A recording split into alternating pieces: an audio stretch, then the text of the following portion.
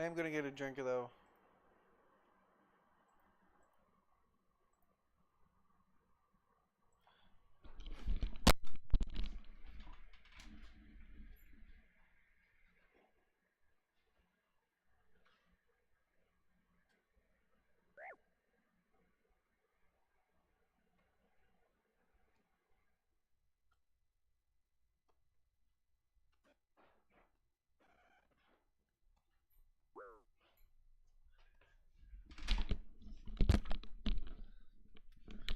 Okay, so I don't know what we're gonna react to yet, but we got we can figure that out. Can you chill? There we go.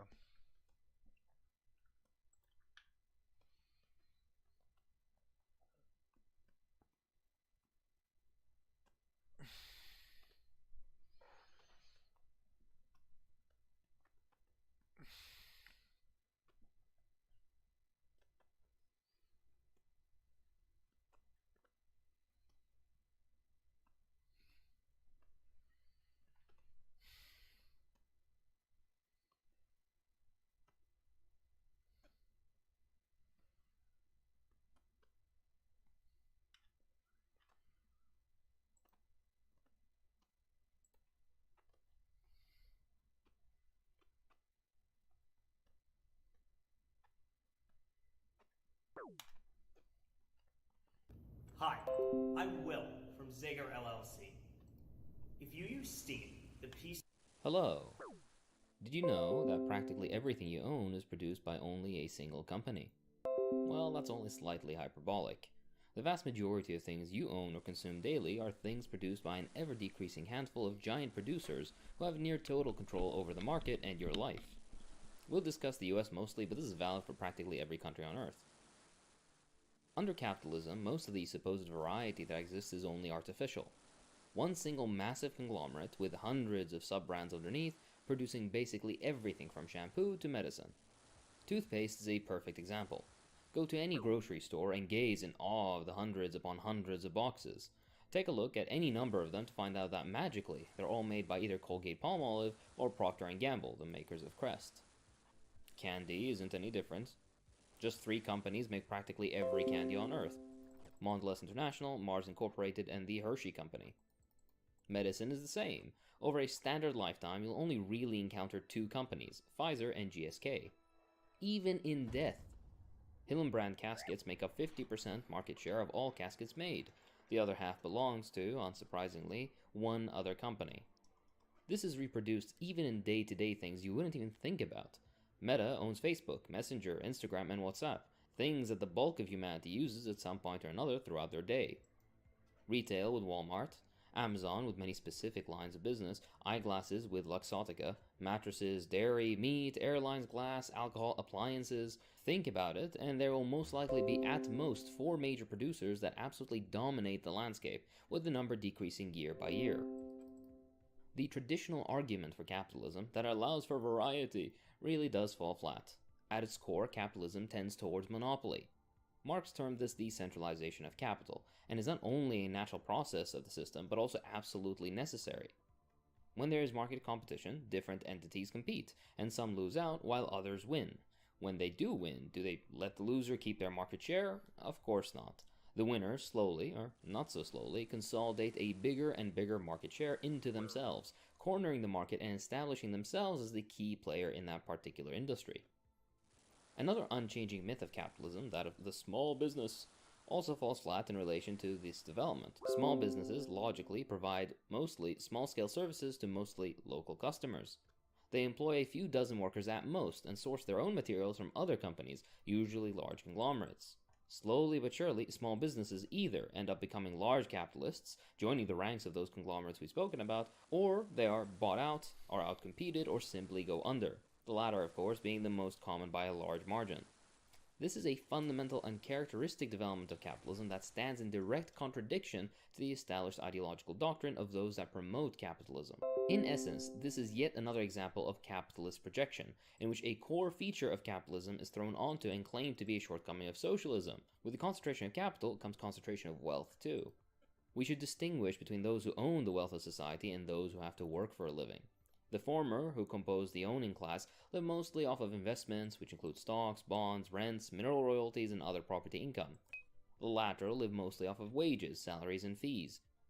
Even though this difference is blurred by the range of incomes between, and even within these two groups, fundamentally the way they relate to the means of production, that being either owning capital or factories, workplaces, mineral wealth, land, etc., or working for capital without owning any themselves, is what defines their class character. Hold on, I forget. The small business owner, who is driven out of the market by the thousands each year, falls into the same capitalist class, although they're usually delineated by their small petty capitalist status, unlike large corporate capitalists. Likewise, factory and service workers are as much workers as professionals, managers, and the like, even though the latter may live lifestyles which makes them self-identify as middle or even upper middle class. The nuance in this analysis is deep, but the core is this. There are two large class clusters, one who employs workers while owning everything, and the rest, the vast majority of humanity, who are employed and work for the former without owning much if any capital at all. See this video for a deeper dive. Back to the video in just a second. Let's hear from today's sponsor, Blinkist. Blinkist is an app that allows you to derive and understand all the core points. Sponsor, Blinkist. Blinkist is an app that allows you to derive and understand all the core points from over 5,500 non-fiction titles and podcasts in just 15 minutes. It's a great way of enlarging your base of knowledge, especially when on the go or in a time crunch. Grocery by Karl Marx and Frederick Engels, which is one of the many options to read or listen to. Blinkist has a new feature, Blinkist Connect, which allows every Blinkist. So, as the owning capitalist class consolidates more wealth underneath itself, even cannibalizing those smaller than themselves within the same class, the working majority are further pushed to the brink. Inflation eats away at your income, wages are stagnant and in real terms are actually falling, wage theft and surplus value extraction are steaming ahead without so much as a peep. To quote Parenti, workers' wages represent only a portion of the wealth created by their labor. The average private sector employee works 2 hours for herself or himself and 6 or more hours for the boss. The portion that goes to the owner is what Marx called surplus value, the source of the owner's wealth. Capitalists themselves have a similar concept, value added in manufacture.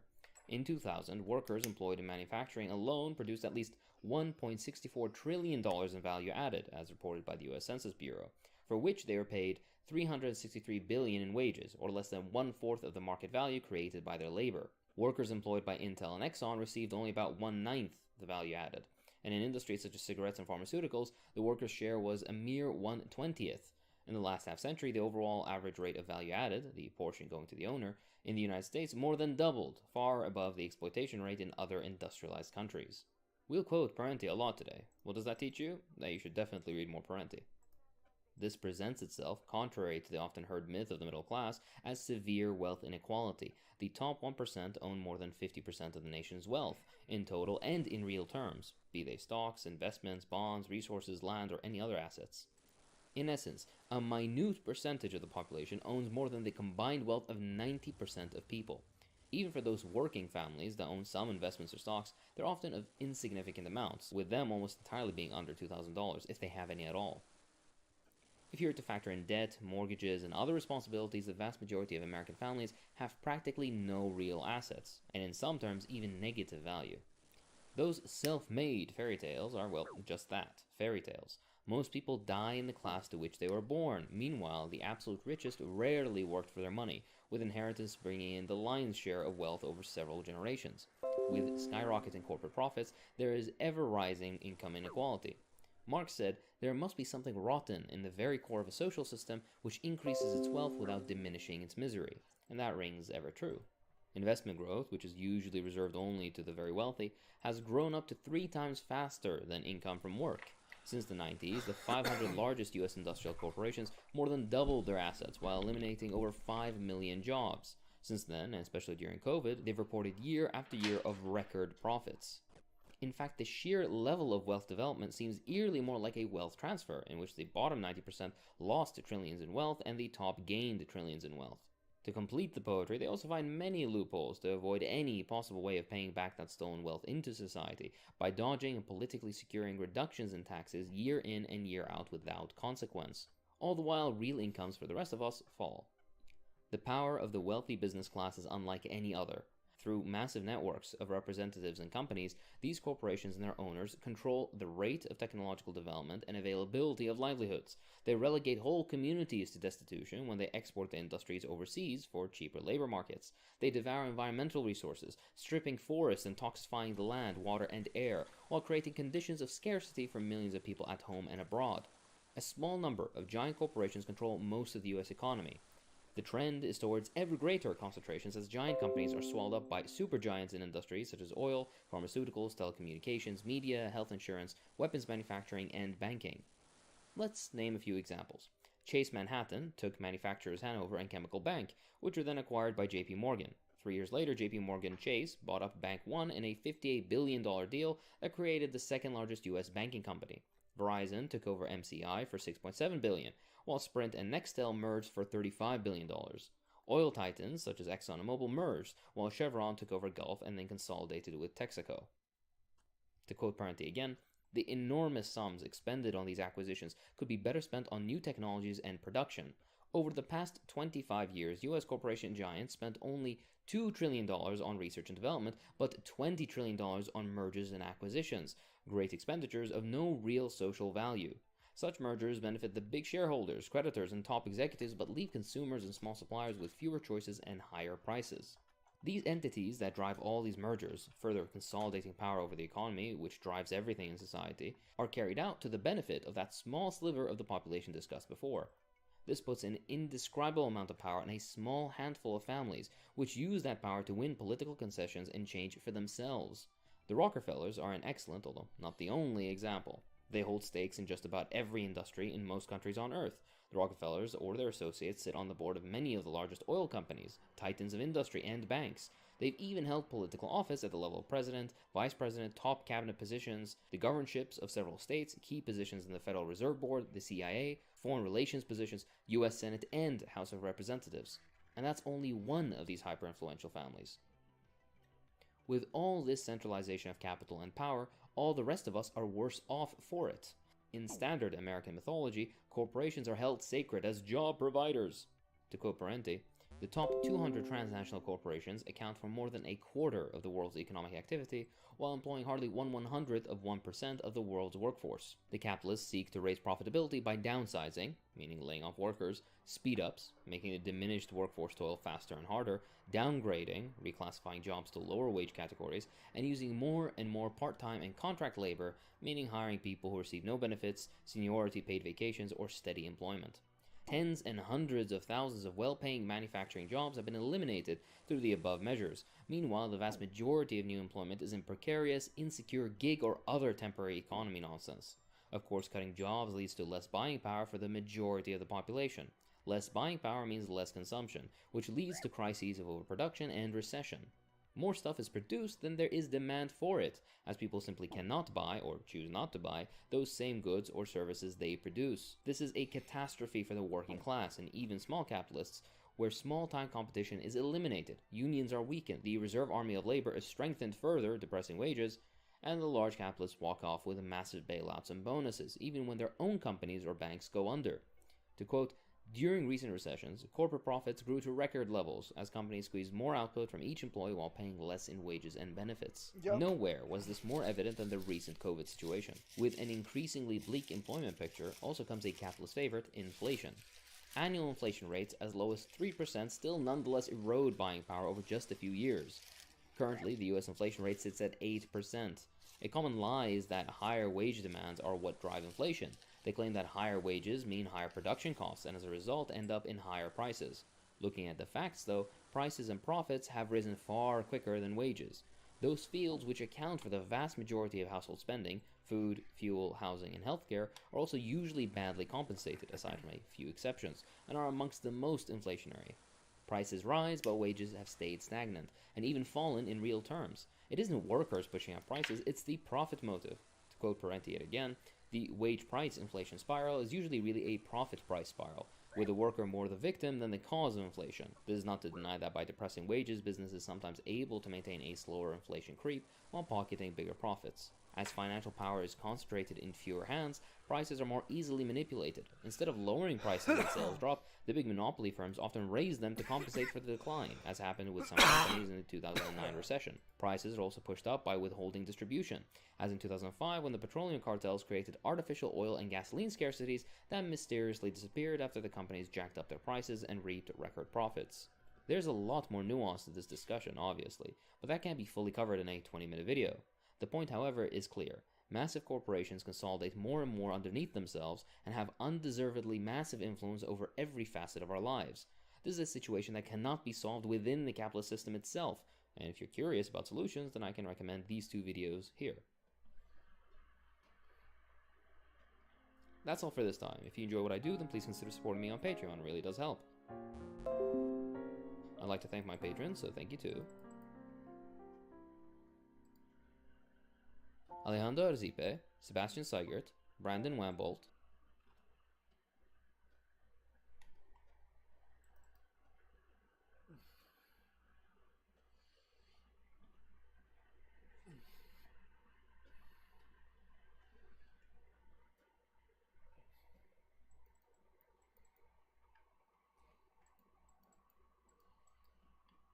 I'm about to go through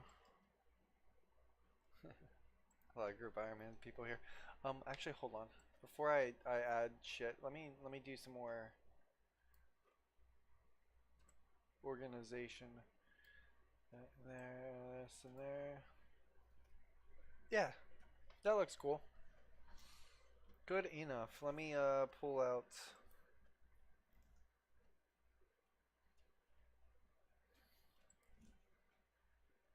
That's how I'm going in. Yeah. All right. So what should we I wish I decided to like make a playlist of what to watch.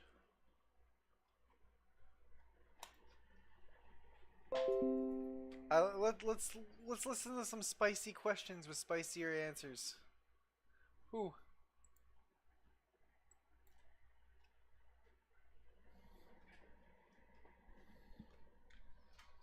Oh shit. Okay, excellent. So to start, we will start with probably Tim, and he asks, "Do you see capitalism more as an evil or more as something which is just an intermediary stage on our road to socialism?" Oh, That's a very interesting question. that is. Just as a minor side note, because I always forget to say this in the introduction, I'm sure that this Q&A will run for about an hour or so, and then afterwards I'll have to get going. If I don't get to your question, then please feel free to DM me on Twitter. My DMs are always open for any sort of questions, and I'll get to them as soon as I can. So Yeah, we're not looking to get through all of these tonight because there's quite a lot. I guess that's a good thing. All right, so the question is capitalism necessary evil, or could you actually repeat it for me? My apologies. Yeah, of course. So probably Tim asks, "Do you see capitalism more as an evil or more as something which is just an intermediary stage on our road to socialism?" Ow. I think both. When we think about the development of capitalism historically, we need to remember that at one point in time it was a progressive force. But now that that era of our history is over and it has outlived its usefulness. But when we say, for example, is it an intermediary step in our development towards socialism, you could say so in the form of like a new economic policy sort of sphere, like an administered state capitalism for developing productive forces, that sort of stuff, early Soviet Union stuff, for example, like the one that was instilled in the early 20s and championed by Lenin specifically. That's one aspect of it, yes. Many countries that emerge from feudal or semi-feudal positions also do require a certain level of capitalist development in order to then later on begin the construction of socialism. So essentially it becomes part of the construction of socialism. The concept of new democracy by Mao is also incorporates this aspect. With that said, though, when we talk about a necessary evil, I don't like moralist arguments personally. What is the issue with capitalism more or less is its predication on, or it's like centering in on the idea of infinite growth on a finite planet with finite resources. This is something that is irreconcilable. You can't reconcile this point there's no way to make it work. Another one is, for example, the falling rate of profit. These are issues that can be mitigated to an extent, but can never be completely eliminated. You can't get around the fact that the rate of profit has a tendency to fall. You can't make a, let's say, quote unquote, conscious capitalism that will take into account the limitations of the earth and resources and whatnot, on and on. So when we say it like this, it's a much more empirical statement that capitalism isn't that it's evil, but it's that it's unsustainable. And that's, I think, the fundamental gripe that socialists have with the system. Okay, thank you. Really good answer. Staying on that topic, our next question, I should probably preface, I'm not the one that's asking these questions. These are all from our user base, so don't come at me if you think I'm mischaracterizing you or anything like that, because that's not my intention. It's fine. Yeah, it's fine. Don't worry. Go ahead. Excellent. So this next question comes from Ravenwolf, and they ask, do you think that class, as a tool for a material analysis, is becoming less relevant as the lines between classes become blurred and it becomes easier for all members of society to own shares in a business? That's actually a very interesting question. One thing to say is that that question somewhat underpins a slight misunderstanding of Marxian positions. If you own shares in a company, let's say, that doesn't change your overall relations to the means of production. That's what defines what your class is. So you are a proletarian because you have to sell your labor power in return for a wage. You don't have means of production that you hire people out and make profit off of, surplus value that's produced, on and on. What you do, just generally, if you're a proletarian, is you have to sell your labor power in return for a wage. Now, you can be a member of the proletariat and also still have some small amount of shares, but that doesn't fundamentally alter your relations to the means of production. So just because you own some shares doesn't change the fact that you're a proletarian. That's number one. Number two, though, is very interesting. Now, a lot of people who, even this is an error even some Marxists make, class is very, very, very important. I can't understate this. Class is incredibly important, but it isn't the only thing. And that's where some people with mistaken perspectives or maybe deterministic perspectives, they consider class to be the end-all and be-all of all analysis that can be done. As Marxists, our analysis should first and foremost emanate from a position of class, but we should also intersect other things like gender and sex, racial relations, even cultural aspects. All these can intersect to form a coherent and eclectic approach towards analysis. So to say that the lines are being blurred, I would not say so. They're still relatively clear. You can still establish class origins and class interests based on proper analysis.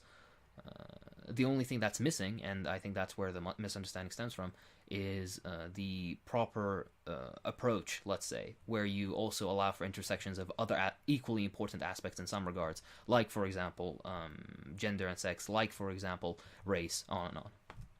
Oh, that's a really good answer, thank you.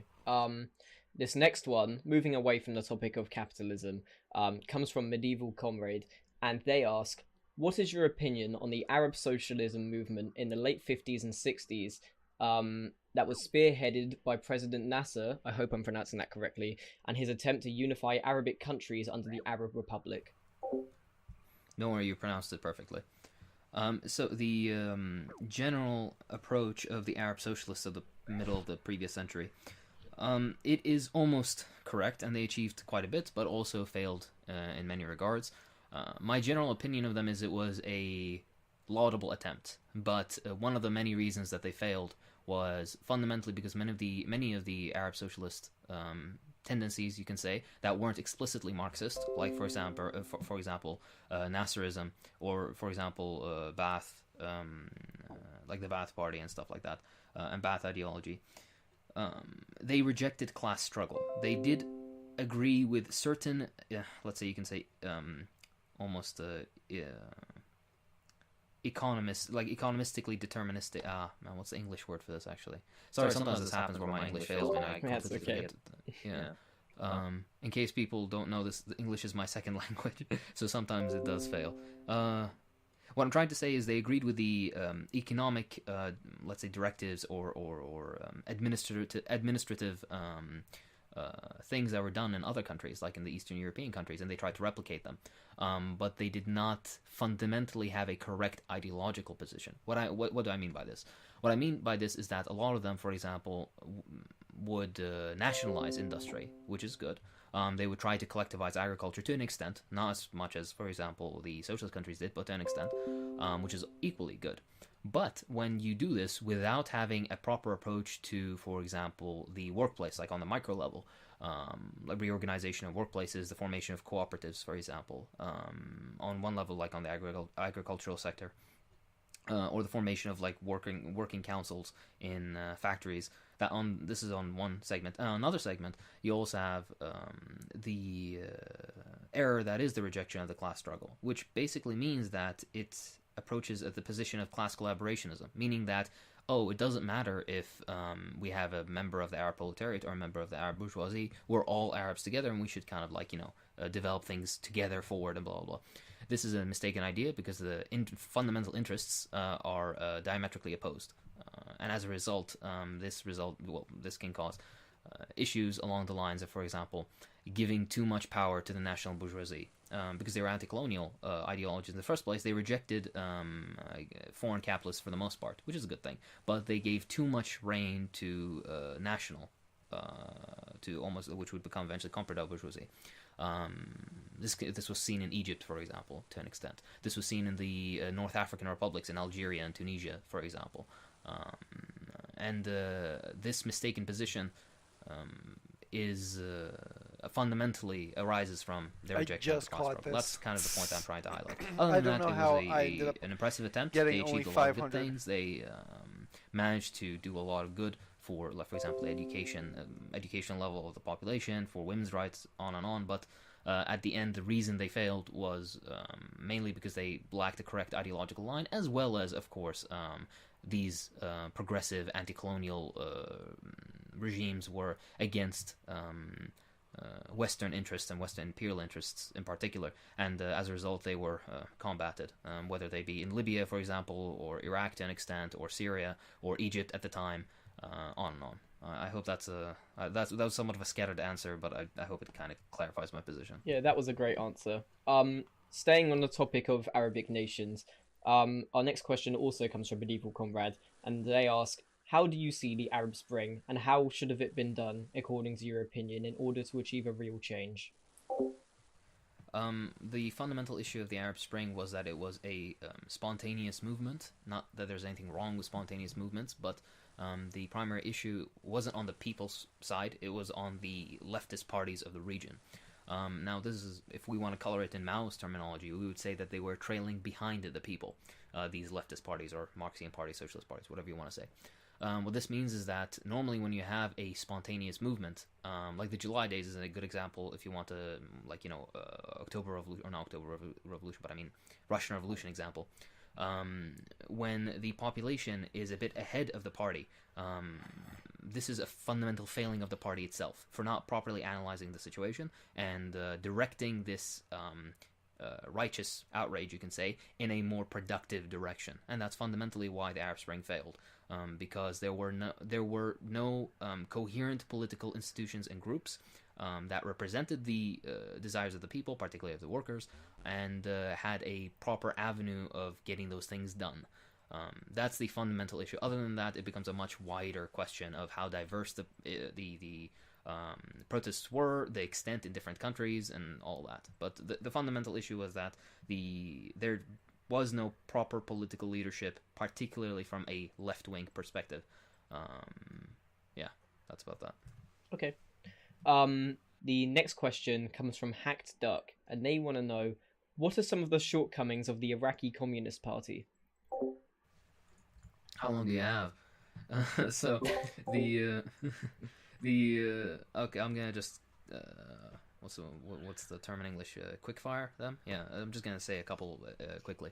So, number one, the Central Committee has been completely ossified. It's the same people for the past, 30 years, and they refuse to leave their positions, even though nobody really cares about them. That's number one. Number two, they do not have properly educated cadre. Number three, even if they had properly educated cadre, there is no political work being done by the Iraqi Communist Party whatsoever. It's practically nothing what they do.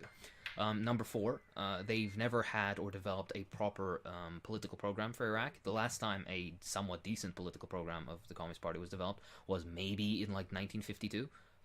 Ever since then, nothing decent has been made. Furthermore, I think, and a fundamental issue is that they collaborated with the American and particularly the coalition government, but specifically the NATO invasion of Iraq. They did not only collaborate, they were enthusiastic collaborators, and that is basically traitors in our midst, is what that makes them. Amongst many, many other issues, but I think those are fundamentally why they fail. And I think the most glaring of which is that there's no party work being done by them.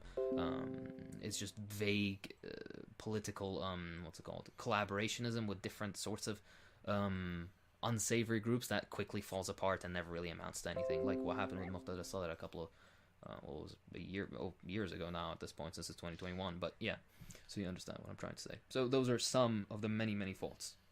Okay. And staying on the topic of kind of parties, Kale Chan would like to know, what are your thoughts on the corruption with the Iraqi government right now? Yes. The reason that this has occurred is because the central government in Iraq is incredibly weak. I remember there's something kind of funny about. I watched a documentary once about Sierra Leone, and it was interviewing a warlord in Sierra Leone, and he commented half jokingly, he was like, I could take a bunch of men in 2 weeks. I could take power in Sierra Leone, basically. And as funny as that sounds, it's almost the same situation in Iraq. I say this half jokingly. I mean, it would take more than 2 weeks and more than a bunch of guys, but it is possible. The reason the central government is weak is because, by design, that the American invasion specifically intended for there to be a weak Iraqi administration. But not only this, after the Americans kind of left this power vacuum, it was quickly filled by Iranian proxies and not only direct Iranian forces, but forces very loyal to Iran. And as a result of this, what we have is basically a push and pull of the central government by all these different sides, which include, for example, NATO interests and particularly American interests in Iraq, Iranian interests, Gulf country interests in Iraq, even to some extent Turkish interests in Iraq, and also local militia interests. And every person who wants a little bit out of the central government, comes around and tries to basically bully them and push them around. Now, with this happening, basically, and also the supreme incompetence of the people that are put in power by by proxy of the true ruling groups of Iraq, which include mostly Iranian influence, but other ones too. These people are basically a face, and then they realize that in their current position they can basically just steal as much as they want because they're going to be out in 2 months because that's what happens in Iraqi politics. Nobody stays. Everybody's out very, very quickly, and there's rapid rotation of ministers and then prime ministers in particular, but ministers and mayors and whatnot. So that's a very generic and general answer as to why. If there are way deeper issues with corruption in Iraq, but that's one small aspect that I hope can give somewhat of an inkling as to why it is the case. Yeah, that was a really good answer. This next question comes from Rockpile. It's moving away from the kind of Iraqi-focused questions, and they want to know, what are your recommended first couple of pieces of theory for one to read? Sure thing. Classic. Maybe take a notepad thing up or something so you can note them down, or you can just listen to this again once it's recorded. I'll give a very basic overview. From Marx, you should read his economic pamphlets first, which means wage, labor, and capital, and value, price, and profit. This would be better. These are the two that This you should would be read. better From for Engels, you should streaming. read Socialism, Utopia, and Scientific, as well as his very short pamphlet titled The Principles of Communism. From Lenin, you should read State and the Revolution and Imperialism, the High Stage of Capitalism. From Stalin, these are kind of you don't have to read these. I personally don't think they're necessary. A lot of people do, though. That's why I'm including them. The Foundations of Leninism by Stalin is pretty decent, as well as his short essay, Dialectical and Historical Materialism. I personally don't think you need to take a look at these, but many people consider them so, and they're decent on their own. After this, then you should read from Mao on practice, on contradiction, on the correct handling of contradictions amongst the people, oppose book worship, and combat liberalism.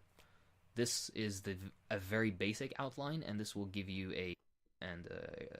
not only direct Iranian forces, but forces very loyal to Iran. And as a result of this, what we have is there's some history, there's some sociology. Further, and not be totally lost with the things you read, as well as kind of, allow for a nice springboard for whatever predictions amongst the people, oppose book worship, and combat liberalism. Yeah, right here. This combat liberalism is a really good piece from Mao. This is a very basic outline, and this will give you a solid foundation Marxist theory, so you can go on and read further and not be totally lost with the things you read. True. As well as kind of, allow for a nice springboard for whatever further reading, so you can have somewhat of a Marxian analysis if you want to employ it, particularly on the economic sphere. Other than that, I also have a book recommendations playlist, not necessarily only theory centered. There's some history, there's some sociology, stuff like that on my channel, so just check out my playlist there. And if you have any specific recommendations you'd like, then just feel free to DM me, and I'll try to help you if I do know some books that could help out. Great, okay. So staying on the topic of kind of your videos, our next question comes from Tan, and they want to know, in your video on libertarian socialism, you claim there to be only a semantic or aesthetic difference between libertarian and authoritarian socialism. Is there not a legitimate difference between the two, such on topics like the legality of same-sex marriage, something heavily repressed during the days of Stalin? That's a very good question. When we talk about the issue that's happening here is it's a relativist issue, because we're applying our modern understanding of things to the understanding of things 100 years ago.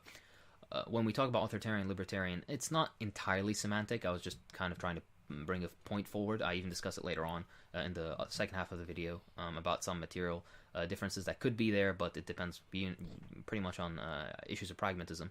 But when we're talking about social issues and political, legislative issues, like, for example, same-sex marriage and whatnot, quote-unquote authoritarian people are not let me say this properly. Marxists or Marxist-Leninists, which most people would identify as authoritarian, even though I personally disagree with this label, they are across the board in favor of full rights for trans people, for LGBT people of all stripes, on and on. The reason that in the interwar period in the Soviet Union, so between the 30s and 40s of the Soviet Union, the reason they had those issues with homosexuality was because at the time the medical consensus was that it was a mental disease. Nowadays we understand that this is completely wrong. Nowadays we understand that this is not a mental disease, it's something that's natural, and it's just part of a human inclination, on and on.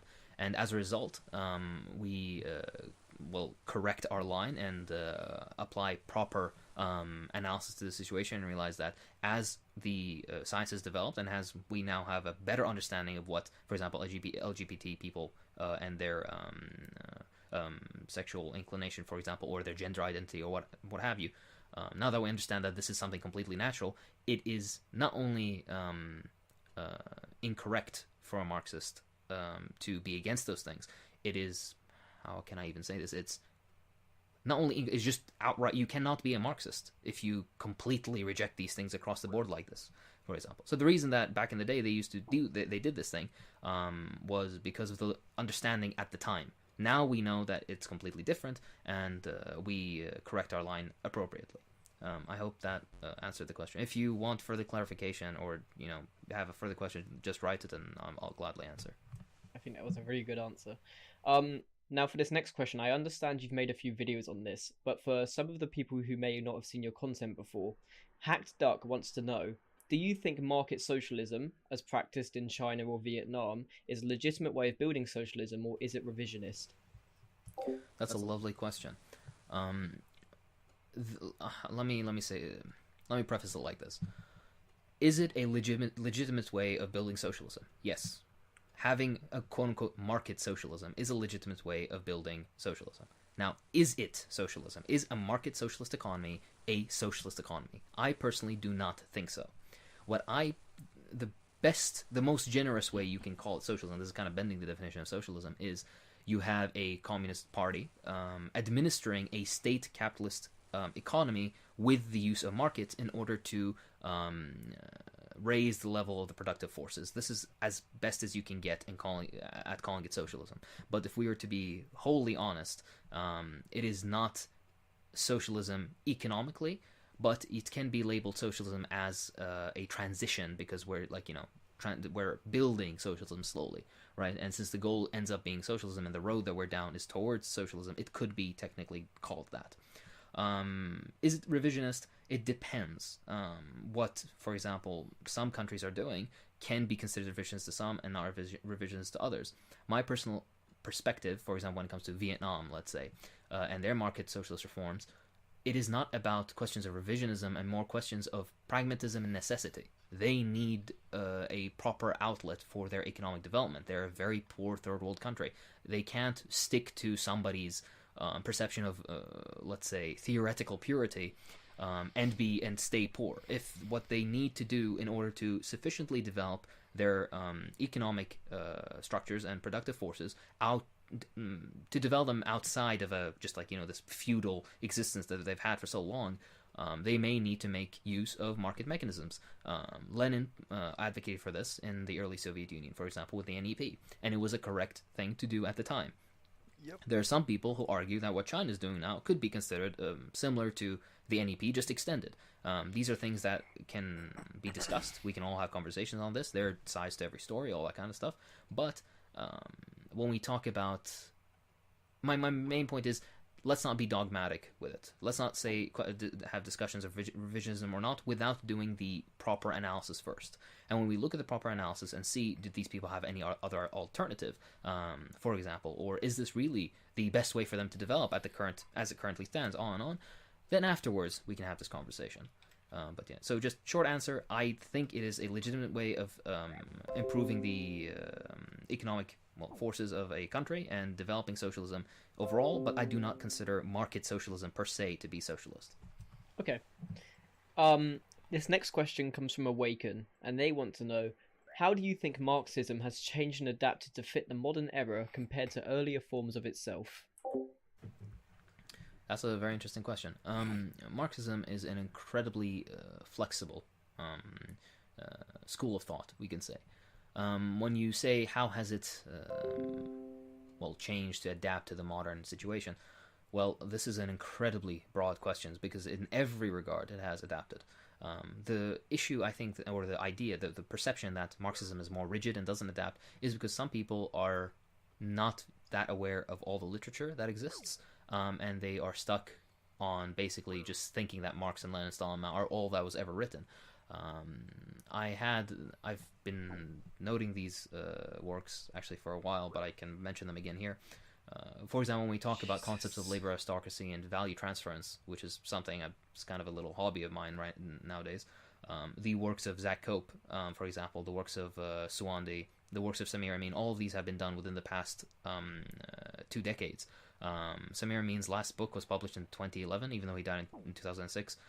Zach Cope's last book was published in 2019. Swandi's book was published in 2019, for example. So all these things, this is a modern, modern, let's say, developments of Marxian theory and analysis, which is also highly empirical, for example, in the particular works I've just noted. So yeah, it has in many regards. The question is, what aspect do you want to highlight in particular? And then I can tell you how it has in this one form, or maybe recent works in this area, on and on. Okay, really good answer. Our next question comes from Shen the Turk, and they ask, what's your opinion on Saddam Hussein? Yes.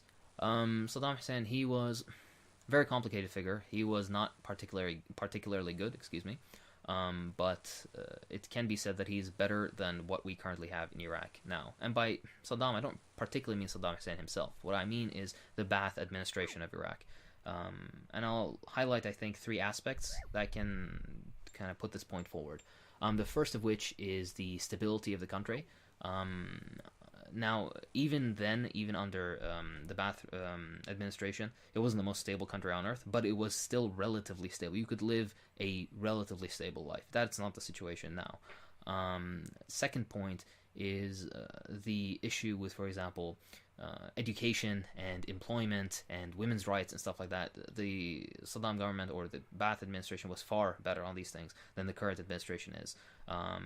Nowadays, it's completely normal to have wages be months late. It's completely normal to not have any sort of utilities. It's ridiculous that nearly 2 decades after the invasion, we still have electricity going out for most of the day. And this is especially dangerous in places where you need electricity all the time, like, for example, in hospitals. This was an issue less, how do I say this in English?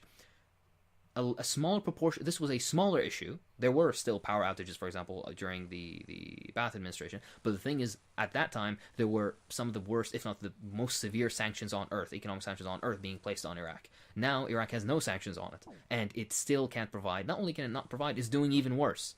So that's one aspect. Education is another one of those. Literacy rates, particularly for women, have plummeted. Various things to this effect. Basically, what I'm saying is water is another one, like having adequate access to clean drinking water. This has been a big issue, particularly in rural areas in Iraq. But even in large urban centers like in Baghdad, it's a big issue still. This is like the second point. And the third point that I'd like to highlight is sectarianism. Under the Ba'ath government, there was a very strong hand keeping all these forces at bay and protecting minority groups. For example, Christians and Mandians, two minorities in Iraq, religious minorities in Iraq, were very well protected under the Ba'ath regime. Compare that to now, where something like, I don't know, a very large percentage of the Christian minority of Iraq has left Iraq now because of the sectarian violence that's been going on. Mandians are practically disappearing from Iraq. Sunnis have been kicked out of their regular homes, and if you are interested in seeing this, for example, you just take a look at a sectarian map of Baghdad from 2002 and now, and you'll see that Baghdad, which was a very nicely split city, if I want to say that, where you had Christian communities, you had Sunni communities, you had Shiite communities, Mandian, Kurdish communities, on and on, and now you look at it and it's practically like 90-95% Shiite. Everybody else who was not of the main religio-ethnic group, you could say, has had to leave or just change the way they live in some regard. So that's the general point is, when it comes to less so on Saddam and more so on the Ba'ath government of Iraq, it wasn't the best thing, it wasn't even particularly good, but it was better than what currently exists in Iraq. And that is a very sad fact to have to note. Okay, really good answer. Our next question comes from May, and they want to know, what do you think the American left should do other than educate, agitate, and organize, since CPUSA is closer to the progressive wing of the Democrats than communists, and PSL has no influence? Yes. I remember I spoke about this in my conversation with Vosh. A couple of things need to be done. Number one is the building up of mutual aid and community organizing groups. That's first and foremost. Use the example of the Black Panthers for this. Number two, and this is, I think, the most important aspect for me, is to build and maintain anti-war and anti-imperialist movements in the United States. Because I think the best chance that the American left has, aside from just concessions, that they could get, like, let's say universal healthcare may be a possibility down the road somehow, but like socialism outright is a difficult sell, I believe, especially at the current state of political development of the United States. But that could change, and I'm not American, so Americans would know better about this, so that's why you guys should have your conversations amongst yourselves. But my personal perspective is you should develop anti-war and anti-imperialist movements to support third world movements as much as you can, because what that will result in is a breaking up of value chains and this international reserve army of labor, you could say, that the United States is dependent on. Not only this, but of course all cheap sources of, well, everything that the United States is dependent on. As a result of this, this will force the ruling classes, or the capitalist class, the bourgeoisie of the United States, to have to reorient inwards. That would heighten the class struggle and allow for greater opportunities for political action in the United States. I think these are my two main issues, or main points. Other than that, you could have some tactical participation in of course, in elections. You can have some level of course, you should always agitate and educate and organize, like the person mentioned, on and on. But I think my general point is clear, I hope. Yeah, of course. And staying on that kind of topic of America, Tan wants to know, why wouldn't you vote for Joe Biden in 2020, even as a form of damage control? I don't think I would say I wouldn't vote for him. First of all, I'm not American, and that's the main kind of point I'd like to highlight. I do not know what the American experience is like. I don't know what being in American society is like. I don't know what the American political system is like in person, on and on. All I know is from what I read and from like news sources and stuff. So this was my recommendation in the videos to Vosh, where I kind of discussed this issue. My point is, it doesn't matter what I think or who I would vote for, because I can't vote for, because I don't have the necessary information and background for this. You, as Americans, if the person I'm replying to is an American, you as an American, if you personally consider it to be more beneficial to vote for Biden than not to vote at all, for example, then that is your prerogative, and this is something that you should do. My point is that if there were to be a blanket statement like that communists should vote for Joe Biden, for example, this should be something that should be discussed amongst the American radical left overall. There should be debates and discussions over this, and then once a democratic consensus is reached on this issue, then it can be followed through. My general point is, if you think it's a positive thing to do, then do so. Engaging in electoral politics in the United States in whatever form, do so, but it should not be the majority of your political work. In fact, it should be a very small minority. Do vote if you want to, but also you should agitate, educate, organize. You should try to develop community organizations and so on and so forth. You should try to advocate for movements that are abroad as well as internally. You should try to drive legislative change if you can in other methods, not just by trying to push through Congress and stuff like that. On and on. These are my fundamental points. Really good answer. Our next question comes from Boop, and they want to know, as an Iraqi, do you think LGBT rights will ever become popular, or at least not taboo within Arabic countries? It was a very interesting question. Let me tell you a bit about the history. When we talk about LGBT communities, you'd find out, if you look into it, historically you'd find that our lands, being the quote-unquote Islamic lands, the Orient, as some put it, were traditionally very accepting. Not accepting, that's not the correct word, because that's kind of colored by something. But I mean, there was a place for these people in our societies historically, and when European travelers would come, they would be almost outraged. They would, with their pearl clutching at how such debauchery is allowed in these lands, and they would try to, psychoanalyze Arabs and Muslims as being lecherous and lewd people who are always associated with, on and on, right? When colonization occurred and when colonial regimes began to form, or write up the constitutions and laws of these countries, like Syria, Egypt, on and on, they included their own very anti-LGBT rules and laws that existed at the time. And what this resulted in is, post-independence, this made it so that these laws also carried through into the new constitution, secular constitutions, and the legal systems of these newly independent nations. That's one. And another thing, there has been a westernization of the LGBT community or identity recently. I'm saying over the past maybe 50 years. And as a result of this, it has been a kind of a focal point where, I'm sure you've heard the term pink imperialism, something like that, like trying to imperialize a country by framing it as, oh, we actually want to liberate the women in that country, or we actually want to help the gays in that country. And that doesn't help the image exactly of these groups in these countries.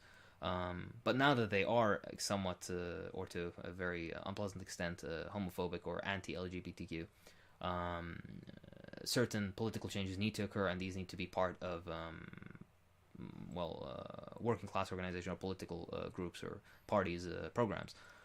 As the question was, do I think it will change? I think an acceptance will be reached, but I don't know if an outright, celebration of it would ever happen. But I could be wrong. I don't know. Life is very surprising, can take some interesting turns. I can recommend 2 books on this that can be interesting. There is a book by Khalid Rouhaib, I think is his name. Its title is Before Homosexuality in the Islamic Arabic World, which discusses these perspectives on homosexuality in these countries prior. And the second work I can recommend is Yusuf Masood's Desiring Arabs, it's called. And that one talks about the concept of the westernization of the LGBT community and the colonial laws and whatnot in a lot more detail. So I hope that's a satisfactory answer. It's a really good answer, thank you. Our next question comes from Timeless, and they ask, what is your opinion on the AANES of Rojava and the Zapatistas of Mexico serving as a modern model for socialism in the third world in the future? Yes. Yeah. So these are 2 very different groups, and I need to somewhat divide them because the Zapatista, or the EZLN, or EZLN, is on one side and Rojava is on the other. Just to break the myths that exist, Rojava is not an example of socialism and never has been. Rojava, as it currently exists, is nothing more than a proxy force used by the United States. And all the political progress, quote unquote, that some people think they made, they haven't made. They just have very good PR, and they know what they need to show more left-leaning white people in other countries in order to get money out of them. I have family in that part of Syria. I know people who have traveled extensively in that area. I have comrades that have been to northern Syria, and the entire consensus I've always gotten is it's nothing but a bunch of Kurdish nationalists, not exactly politically educated, definitely not in Marxism for sure, who want to basically maintain this quasi semi-independent position they currently have. And their secondary position is that of a proxy force for the United States. That's why, for example, they've occupied different natural gas fields, even though their stated mission was to basically protect Kurdish people originally. They've far extended those borders and are now in areas that are completely, entirely Arab, and nothing aside from basically it served no political motive to take over those natural gas and very small oil fields that exist, for example, in the eastern part of Syria, other than, what the United States wants. Generally, though, when you do see ideas or people trying to say that was socialism or there's something progressive going on there, there is no concept of socialism happening because there's no production happening in that area at all. The idea that there's some sort of horizontal organization and some mythical anarchist, none of that is there. You have a very tense, let's say, political authority, very centralized political authority, I might add, that's being held together only by military force. That's it. So I sorry to disappoint on this factor, but Rojava is not a example to really uphold generally. As for the EZLN, they, although what they tried to do in the early 90s was, let's say, it's something that should have, at the time, people should have cheered for. It is a laudable thing that they tried to do. It never got anywhere. The EZLN have just carved out a very small area for them where they have also a semi-independent, let's say, semi-independent political control, and they have just kind of a small understanding, you could say, with the central government, where they're not going to really bother them. But if tomorrow some level of resources was discovered in Chiapas, they are going to be wiped out, and they will have no way of defending themselves. Marx said that an insurrection that goes on the defensive is a dead insurrection, and that's exactly what kind of occurred. They tried to have a much larger, let's say, movement, and it failed spectacularly, and as a result of that, they worked out this kind of understanding with the central government, where the only reason they exist is because of this understanding with the central government. If they want to get rid of them tomorrow, they could. So to say that these would be let's say, a example for socialism in the third world in the future, I do not think so in the least. They have shown to be limited in their scope.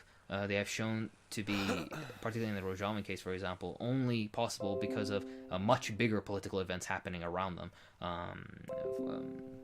As a point. So yeah, I think if you want to really take a look at examples that could be possible, the Chinese example from the half of the previous century, where you have a somewhat united front, with some level of maintenance with the small producers and petty bourgeois, and even to some level national bourgeoisie, with a concept of new democracy and a communist party at the helm with a people's army, all that kind of stuff. That is a much more reliable and secure form of socialism that can be defended, number one, and secondly, can be developed compared to those other ones. That was a very long answer, I think, but I hope I actually I gave some clarity. Yeah, that was a really, really good answer. Our next question comes from Hacked Duck, and they ask, what made you want to become a doctor? Well, several things. I don't want to paint myself as some romantic, but one segment of it was that I did want to help people.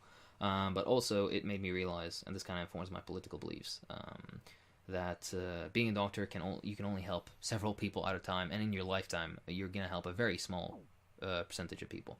If you truly want real help, particularly in the medical sphere, you need political power, and what that means is you need proper administration of a health system that is not for profit but based on need, that's oriented towards prevention of disease rather than just curative or symptomatic, things like this. So what really made me want to be a doctor was a lot of things. Cultural expectations, family expectations, one of them. On another segment or section, you could say, is my own personal convictions for trying to help people. And on the third, it's also my personal pragmatism. It's that a doctor not only is very useful in any regard, be it a revolutionary situation or not, but also employment is somewhat guaranteed. I can have a livable life, like I can have a decent standard of living if I'm a doctor. I won't know severe poverty, and that is something of a I mean, at least I hope I won't, especially compared to the days of 2005 and 2006.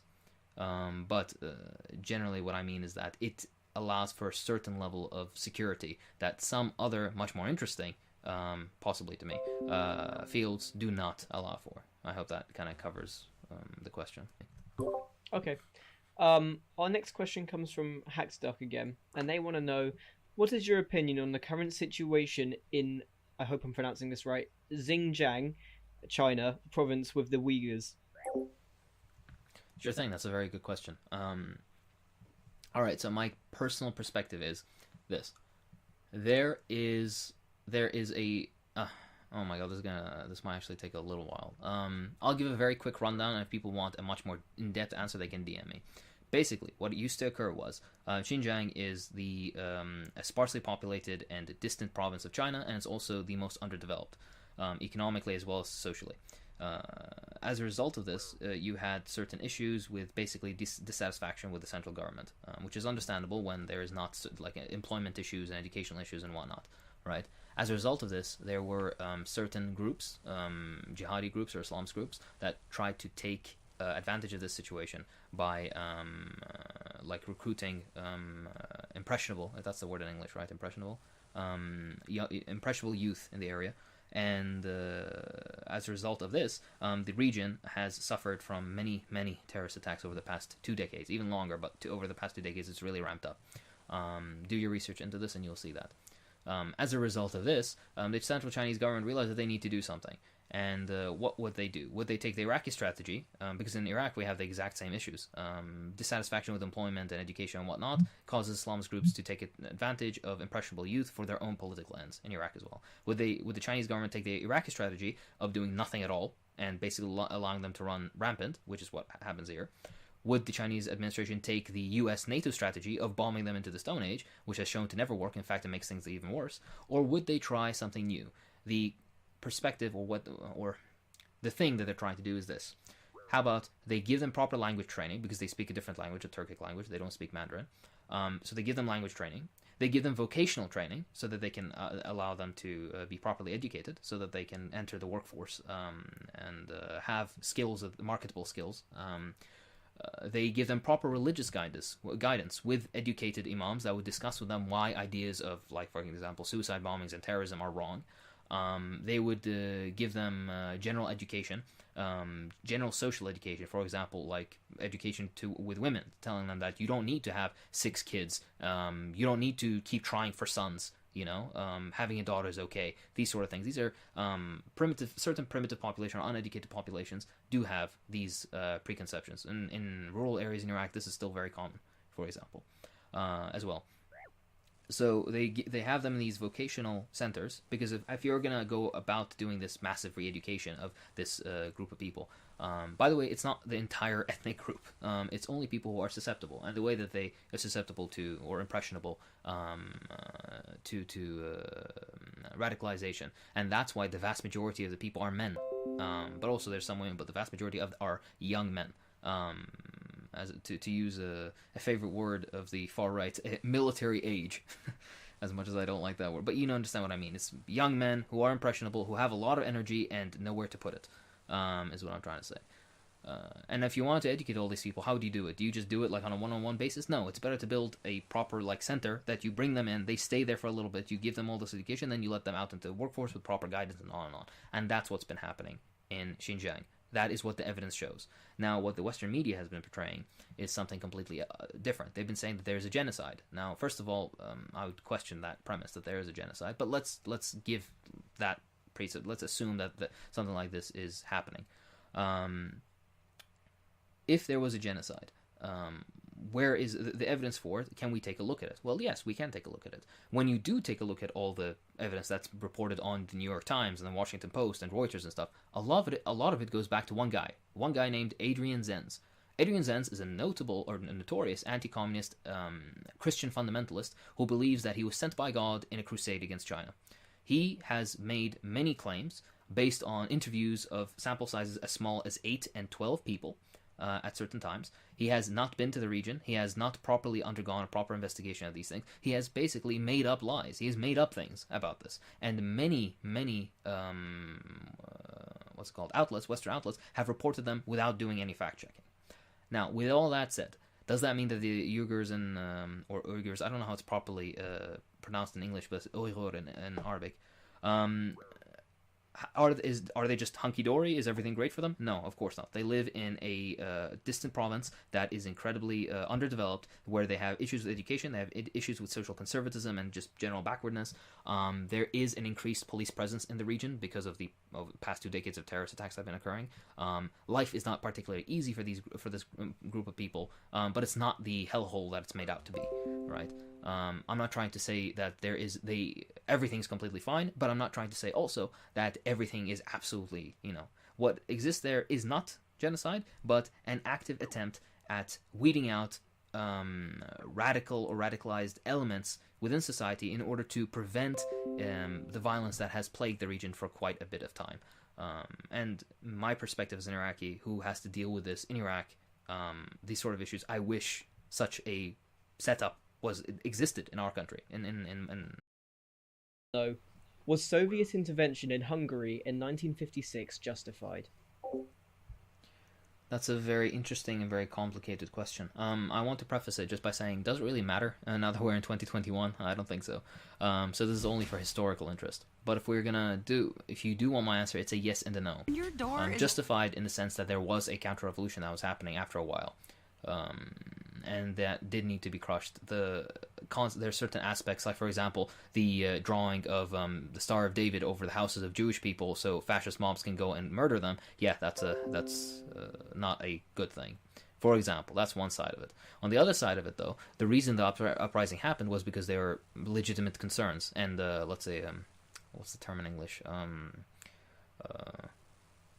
Oh my lord. So yeah, this is a moment where my English fails me. It's okay, take your time. What's the word in English? grievances. That's the word I'm looking for. Thank you. The population did have legitimate grievances that that were not met, that were not even discussed properly. As a result of this, it got way worse than it needed to. So yes, in the sense that some of the consequences of the uprising were very negative and needed to be dealt with. No, in the sense that there was a politically intelligent way of dealing with the situation without the need for violence and outright invasion.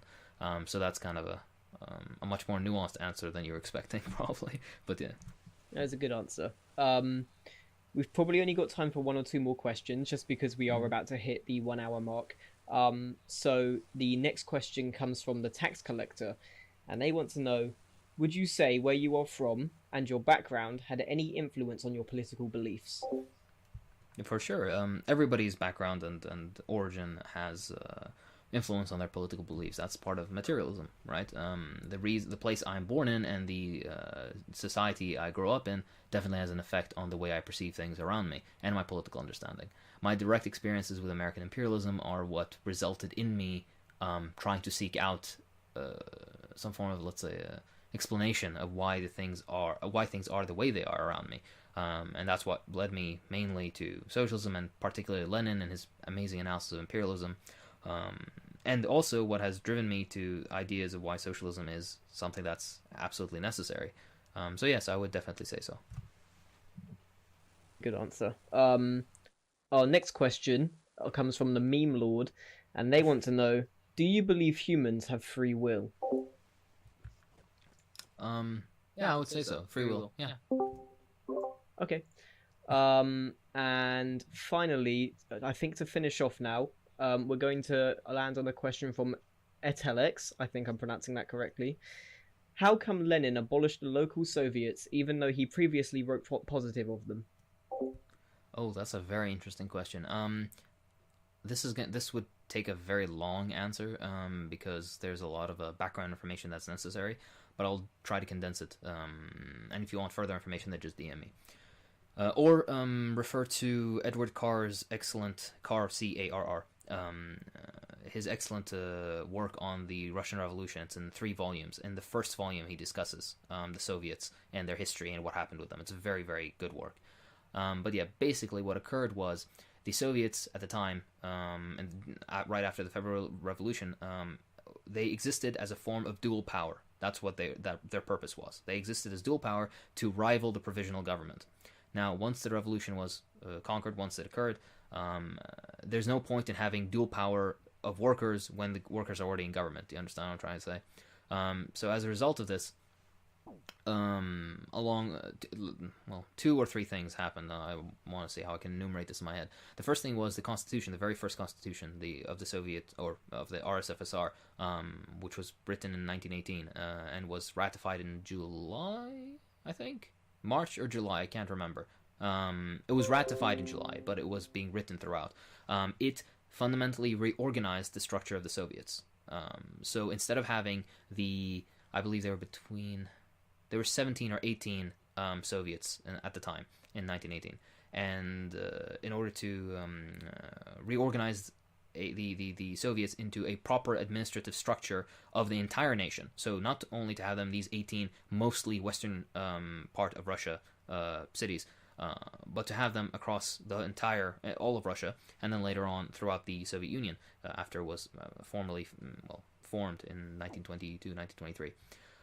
So that was the first thing, because there was a constitution that was being ratified at just a couple of months after the dissolution that fundamentally reorganized the way the Soviets were set up. That's the first thing. The second thing was the Soviets, as they existed as a dual power organ, after the revolution, they kind of lost their main purpose because they did not genuinely reflect the demands of the working people.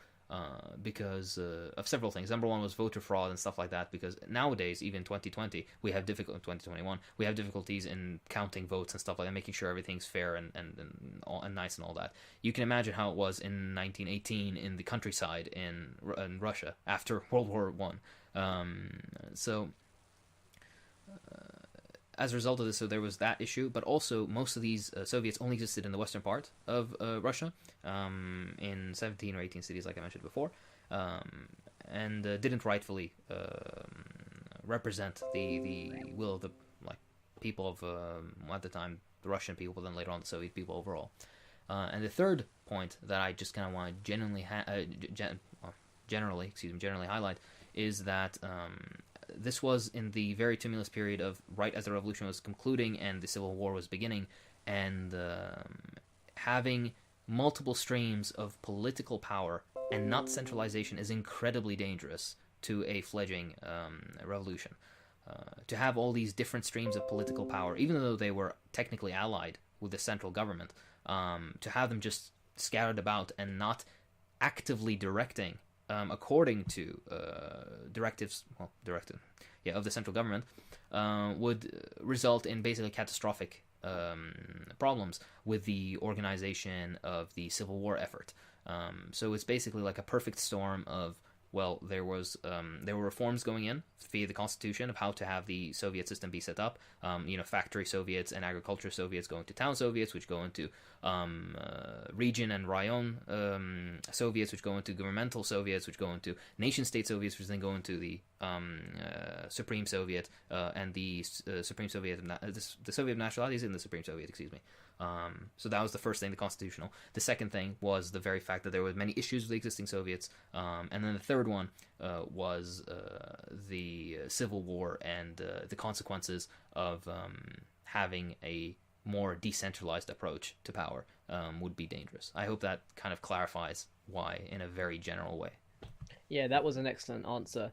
I think that is unfortunately all we have time for tonight, but I want to thank everyone for their really good questions. Hakeem, would you like to make a closing statement for everyone? Yeah, sure thing. Thank you very much for having me on. This was a lot of fun. The questions were very, very good. So thank you guys.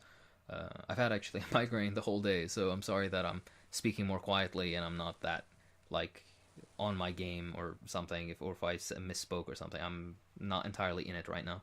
But thank you so much for all the lovely questions, and thank you, Mr. Tom. That was your username, right? Yeah. Yeah, thank you for being such a lovely host and reading out the questions and all that, and helping me organize this, because, man, I'm a boomer when it comes to Discord. Nothing fucking works for me. So thank you, guys. Thank you very much for coming on. And sorry to hear you have a migraine. Really impressive to hear how you soldiered through that. But I'm going to leave a link to Hakeem's YouTube channel, everyone, in the announcements page. But for now, if everyone would like to redirect themselves to Politics Voice Chat, that would be great. Thank you, Hakeem. Thank you, baby. Take care. Hi.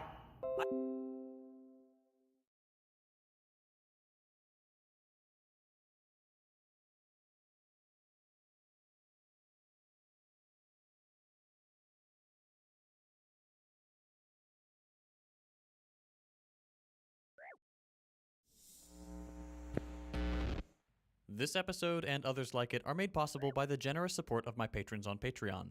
We just did a major overhaul of our patrons-only Discord server, so if you'd like to join our growing community and get early access to every video, consider becoming a patron at patreon.com/secondthought.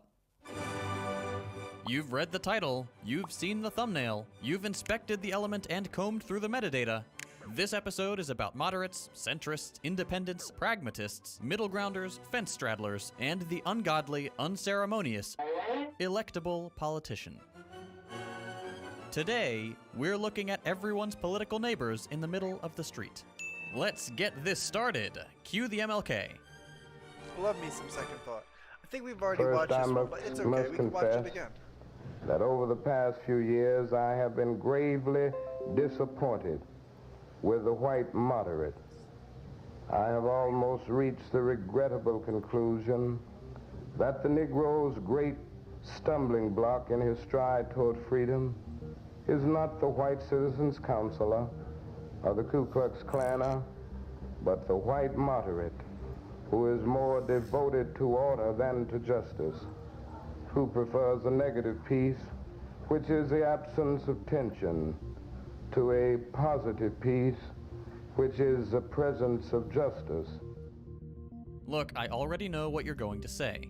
JT, please describe to me in political science terms what a moderate is. Fine, but only because I want to. And as punishment for being so presumptuous, I'll start with the difference between the left and the right. You probably already know the story of the two terms. During the French Revolution, those who wanted to laisser les bon temps brûler with absolute monarchical power sat on the right side of the assembly, their version of the House, and the no-good radicals who wanted to try out terrifying and capricious parliamentary monarchy, sat on the left. This is a pretty specific issue to disagree about, so when people, i.e. academics with too much free time, try to come up with meaningful differences between the left and the right that hold true across most of global political history, you get very vague distinctions between the two political families. While today we associate the left and the right mostly with their stances on specific economic issues or cultural debates, the most fundamental distinction that you can probably draw between these two is that the left seeks to change society into something new, and the right seeks to preserve present society or go back to something old. In practice, that usually means the left seeks to undermine established hierarchies and distribute power and wealth more equally, and the right seeks to preserve hierarchy and order since most existing societies are or were built around power being concentrated in very few hands. But obviously, such a simple distinction will certainly make you mad, so be sure to comment why and how I've actually gotten it completely wrong in the comments section. I sure would hate for this video to get more engagement. Anyway, we've lost the plot a little bit here. We're not focusing on either of these groups. We're talking about the illuminated minds who can look past the squabbling of these dirty extremes. Moderates. The people who reject petty ideological battles, and at the end of the day, just know better than you and I. Just listen to how terrible the extremes are in this No Labels video on the Biden infrastructure bill. We've seen this movie before. No, not those movies. This one. We will not support bipartisan legislation. I'm telling the Republican senators that we're not going to stand for it. The extremes on the left and right are trying to defeat a two-party solution for partisan purposes. 3 out of 4 Americans agree on the infrastructure bill that creates jobs, helps families, doesn't raise taxes, and powers America to beat China. Don't listen to the extremes. Support bipartisan infrastructure now. Gotta do it to beat China, right, guys? Cool. Okay, fine. Let's be a little bit more charitable and actually understand what's going on here. Centrists and moderates in the US, the two terms are pretty much interchangeable, are people and politicians who are not entirely satisfied with the political programs of either major political party. Unlike people who reject both parties from the opposite ends of the spectrum, moderates are most at home in the supposed bipartisan middle. They usually like saying things like, "We're neither left nor right." We'll get to that sentence in a minute. But first, we might want to understand centrists a little better. If we are to assume that does nothing but serve the right, by the way. The whole "we're neither left nor right" statement. It's just still right-wing.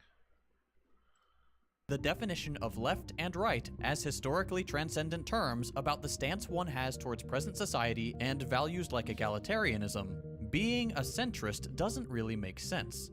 Over time, movements that start out on the left, like liberalism, republicanism, or even parliamentary monarchy, become solidly right-wing movements without ever changing their ideology because they replace the old right and become contested by the new, more radical left. In such a position, centrism becomes nothing more than a conservative ideology. Its prime directive is resistance to change, and as a result, it's not, as they claim, neither left nor right, it's just right-wing. It might have been on the left in yesterday's society, but now that the goals of the old left are the established order and have become the new conservative right, preserving present society with only incremental and moderate reform, which is what centrists believe in, becomes a profoundly conservative worldview. And it makes sense that this is where moderacy settles, because it has to compromise between two completely opposing ideas: changing society in a new way, or keeping it the same. Think about classic centrist statements like, "We just need a mix of socialism and capitalism," an idea that makes absolutely zero sense when you understand the two ideologies and that their base disagreement about the ownership of the means of production makes them fundamentally incompatible. Okay, this all might seem a little confusing. Let's get away from the theory for a second and look at something concrete, like the Biden brand of centrism. I know how to make government work.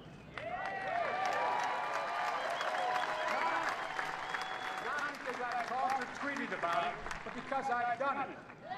I've worked across the aisle to reach consensus, to help make government work in the past. I can do that again with your help. To me, our principles must never be compromised, but compromise itself is not a dirty word. Consensus is not a weakness. It's the only way our founders down the road there thought it was the only way we could govern. It was necessary. It was designed the way the Constitution sits. It requires consensus. This speech is Biden's freebird. Biden, like pretty much every centrist, is a big fan of compromise.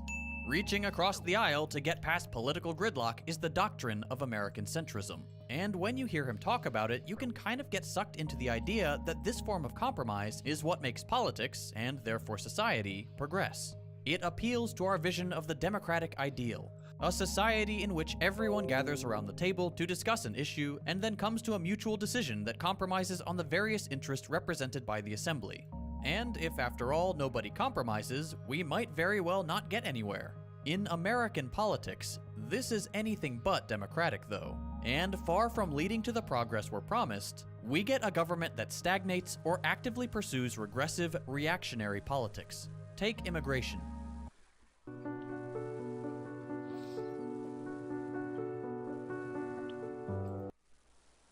For over a year, we heard just about every Democrat call out the very real far-right policies enacted by the Trump admin at the Mexican border. One of these was the invocation of Title 42, a policy choice that might as well be called, oh, it really is just that easy. At the start of the pandemic, the Trump administration used the pretext of national health and COVID-19 to close the southern border pretty much completely. Nobody comes in, and a whole lot of people go out. It was a brilliant success for conservatives and reactionaries, and a massive step back in immigration law. And to this day, Title 42 still stands. No, sorry, that makes it seem like people aren't paying attention to it. The Biden administration is defending it tooth and nail in the courts. True to the spirit of compromise, Biden changed the application of the rule so that it would no longer apply to unaccompanied minors, but on the back end has used it to expel around 700,000 migrants, far more than the Trump administration ever achieved with its paltry 450,000. Simultaneously, Biden has also continued the construction of the border wall, has led the infamous Do Not Come campaign, and left untouched migrant detention facilities. You'll remember them as concentration camps during the Trump presidency. Now, it's not that Biden has done nothing for progressive immigration politics. He's reinstated DACA and done work to reunite separated families. But the majority of his platform has been tweaking Trump-era policies in the spirit of compromise, rather than reversing them entirely and treating them like the indefensible right-wing policies that they are. Centrism isn't incremental progress in these circumstances. Malcolm X said it best. You feel, however, that we're making progress in this country and worldwide? No. I will never say that progress is being made. If you stick a knife in my back 9 inches and pull it out 6 inches, there's no progress. You pull it all the way out, that's not progress. The progress is healing the wound that the blow made. They won't even admit the knife is there.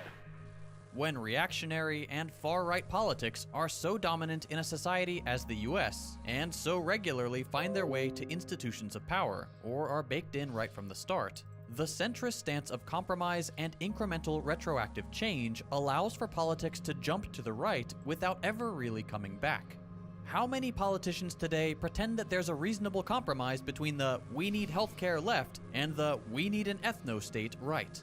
Title 42 still stands because the myopic compromise of moderate ideology fails to take into account longer political trends.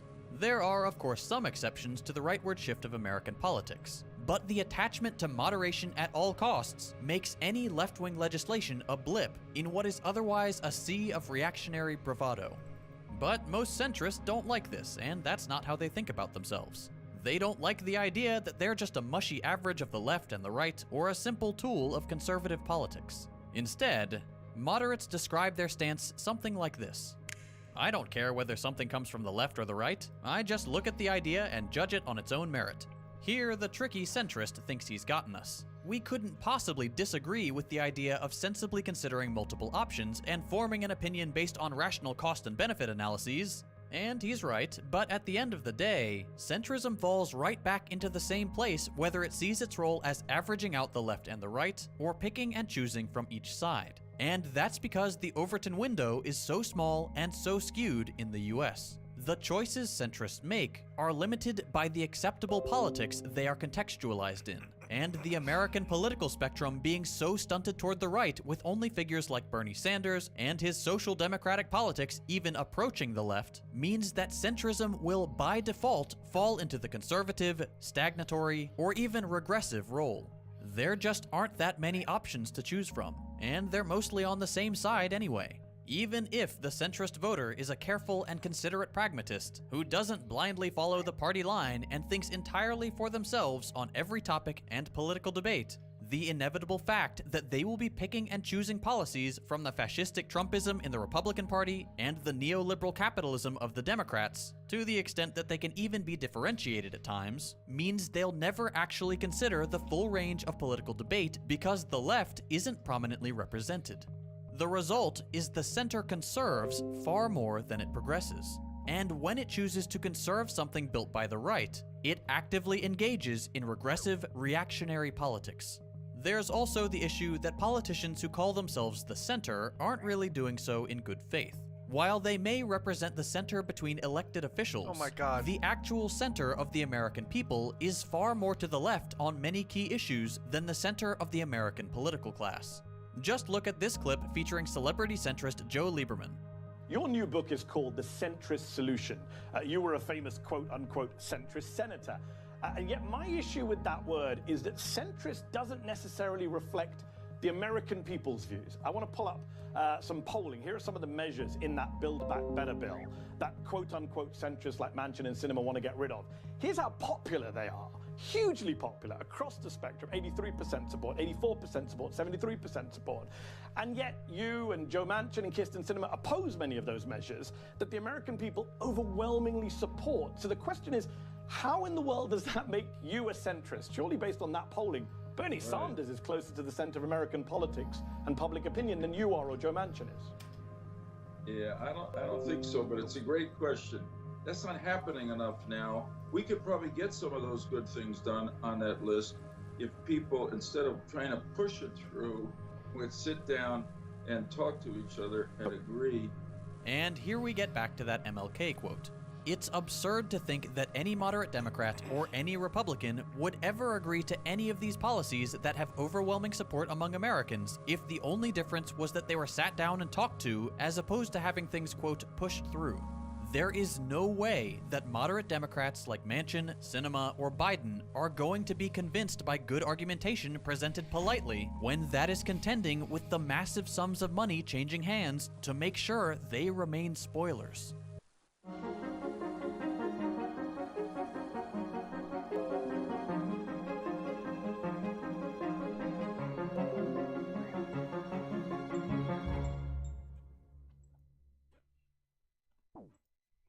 Homeowners in Washington, you need to know this. This year, the government did something that will help you save money every single month. If you are a homeowner and you live in a qualified zip code, you could qualify for thousands of dollars to install solar. This will help you eliminate your electrical bill and save money each month. Also, as of this year, the government increased the solar tax credit to 30%. But not all homes can qualify, so click below to find out instantly if yours does.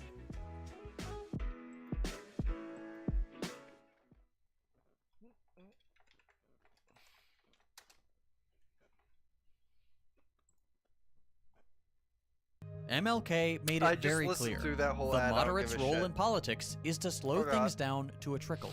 Justice gets delayed further and further, never actually realized despite decades of promises, allowing for millions of people to continue suffering injustice and hundreds of thousands more to be brought into the fold.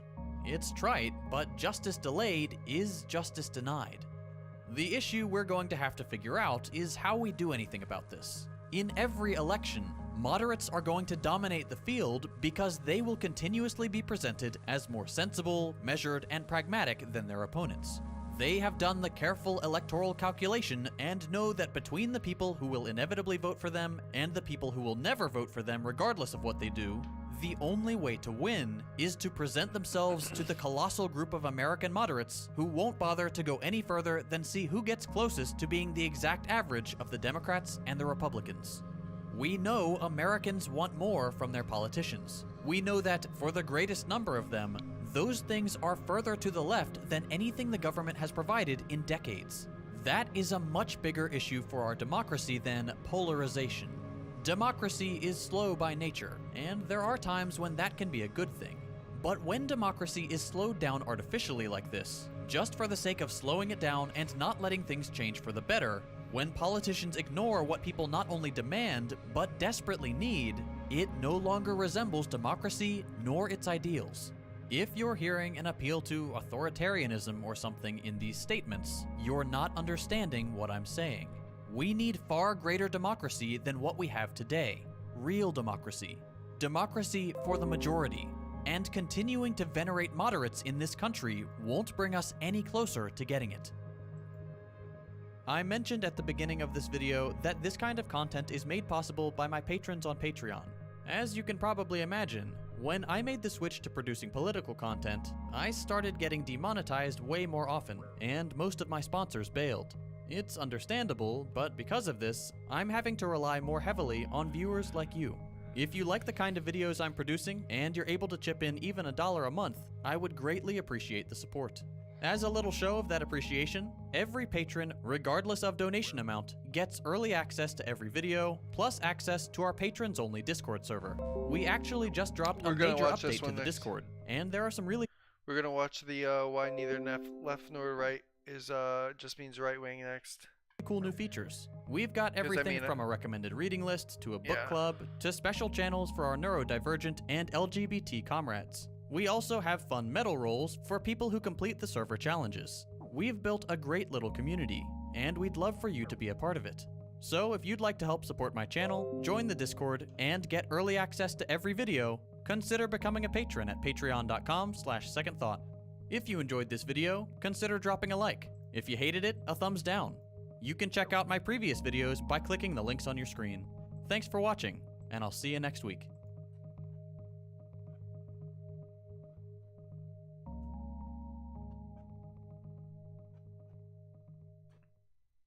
Hi, I'm Marcus Trufant, former Seattle Seahawk. You probably don't think about it much, but thousands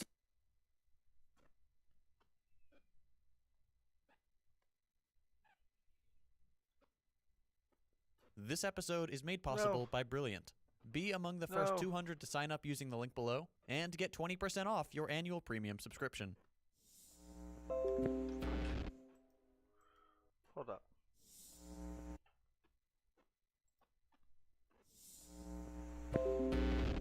This episode, and others like it, are made possible by the generous support of my patrons on Patreon. In some other news, I recently started a podcast with Hakeem and Ugopnik. It's called The Deprogram, and it's a show dedicated to helping listeners shake off the capitalist programming we've all been subjected to over the years. We tackle all sorts of topics, from theory to current events to culture, and just generally have a good time. If that sounds like something you'd enjoy, be sure to check it out by following any of the links below. If you're neither left nor right, then you're definitely on the right. I have done the math. It's not left, it's not right, it's forward, and that is how we're going to beat Donald Trump in 2020. But tonight I say we must move forward, not backward, upward, not forward, and always twirling, twirling, twirling towards freedom. Hello, Short Kings and ABBA karaoke enthusiasts. Today we're talking about the guy most well known for his fun hat, no hand, and maltreated strip of buckskin shoelace. Ooh, boy. It's Napoleon Bonaparte. There's only ever one good reason to talk about this guy who I just learned was afraid of cats, possibly, and the bad news is that reason is fascists. I know. So why Napoleon? Well, because just like Adolf Sax and Ferdinand von Zeppelin, Napoleon Bonaparte also gave his name to a repulsive load of hot air. Bonapartism. And just because I know you're barely able to hold in your excitement for the part of the video I spend on definitions, I'll get right to it. Bonapartism is, well, it's complicated. For some literalists, Bonapartism is the political movement to get somebody from the Bonaparte family to be ruler of France again. But because literally nobody cares about that, Bonapartism is usually used to mean a system of government that is authoritarian, centralized, and based on popular consent of the central ruler by plebiscite, a kind of public referendum of approval. The goal of the Bonapartists is usually to restore a king-like figure that, for political reasons, they'd rather call president, consul, or, back in the old days, emperor. In any case, a single guy who gets to decide everything by appealing to the fact that, hey, you guys think I'm pretty great, right? And since you all love me, why don't you just let me decide everything? Is that crazy? Am I being too goofy? Anyway, democracies drool, Bonapartists rule. Pretty importantly, these leaders get their legitimacy by appealing as unifiers, who unite the people above their left, right, or even class divisions. Oppressors and oppressed united under one roof, usually to create a united front against an outside enemy, foreigners and that kind of scapegoating. Unsurprisingly then, Bonapartism is characteristically xenophobic. By its reactionary nature, in seeking to re-establish a sort of monarchy, it's also characteristically far. I got three more matches? Is that what you'd say? 3 more rounds? Until I'm 100 kills deep? Gotta say, I'm progressing pretty well on this account. Right. Keep that in mind for later. In any case, the long story short is that Bonapartists want a well-loved and sometimes even an elected king. And if that sounds weird, it's because I haven't even gotten to the secret part of the video where I give you even more definitions. That's right, you're getting more definitions! Oh, go on, you're allowed to be excited. I know definitions are like Christmas gifts under the Maslow hierarchy of needs for you people. Alright, enough fun, let's get on with it. Let's go. Bruh, what? This isn't definitions, my guy. A monarchy, from the Greek monos and archi, meaning only and power, is when one person rules and decides for a political thing, like a country or a group of people or something.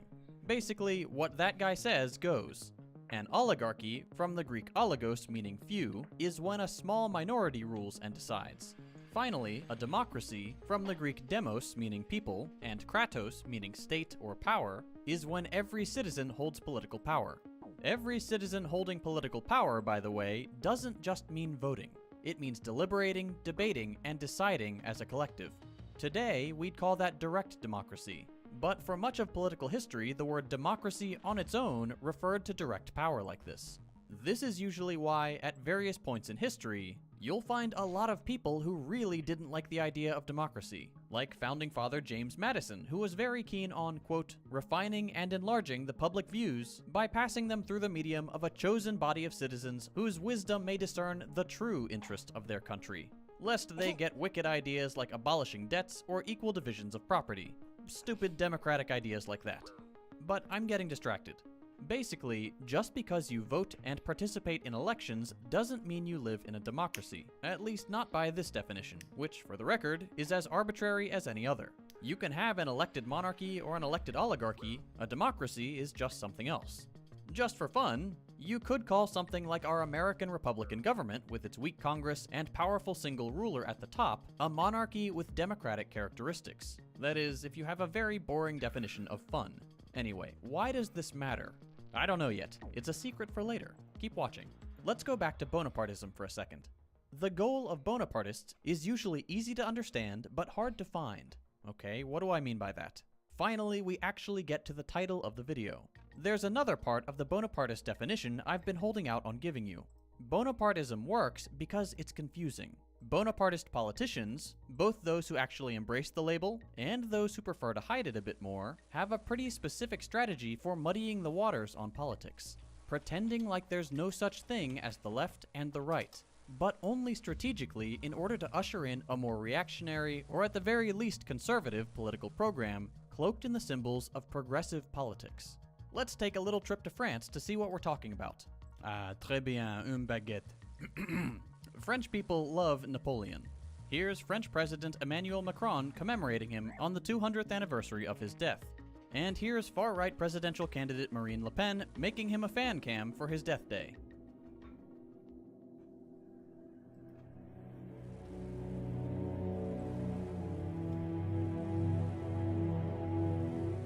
Just listen to that swelling orchestra. Could almost make me tear up. But I won't. That's called professionalism. Okay, why show these clips? Well, these very same politicians are the ones who will use the messaging of the neither left nor right slogan for their own political interests. Neither left nor right has been Le Pen's strategy since 2015. Nous engageons tous les patriotes de droite et de gauche à nous rejoindre. Nous formons... And here's a room of Macron supporters chanting at the same time. The president's own quirky, unique way of saying he is at the same time from the left and the right of the political spectrum. Now, it's obvious to most people that Le Pen is a far-right candidate, and that Macron's presidency has been one of right-wing liberalism. What with the cutting taxes on the wealthy, violently beating down protests, and abusing executive powers to force through legislation. Classic right-wing authoritarian stuff.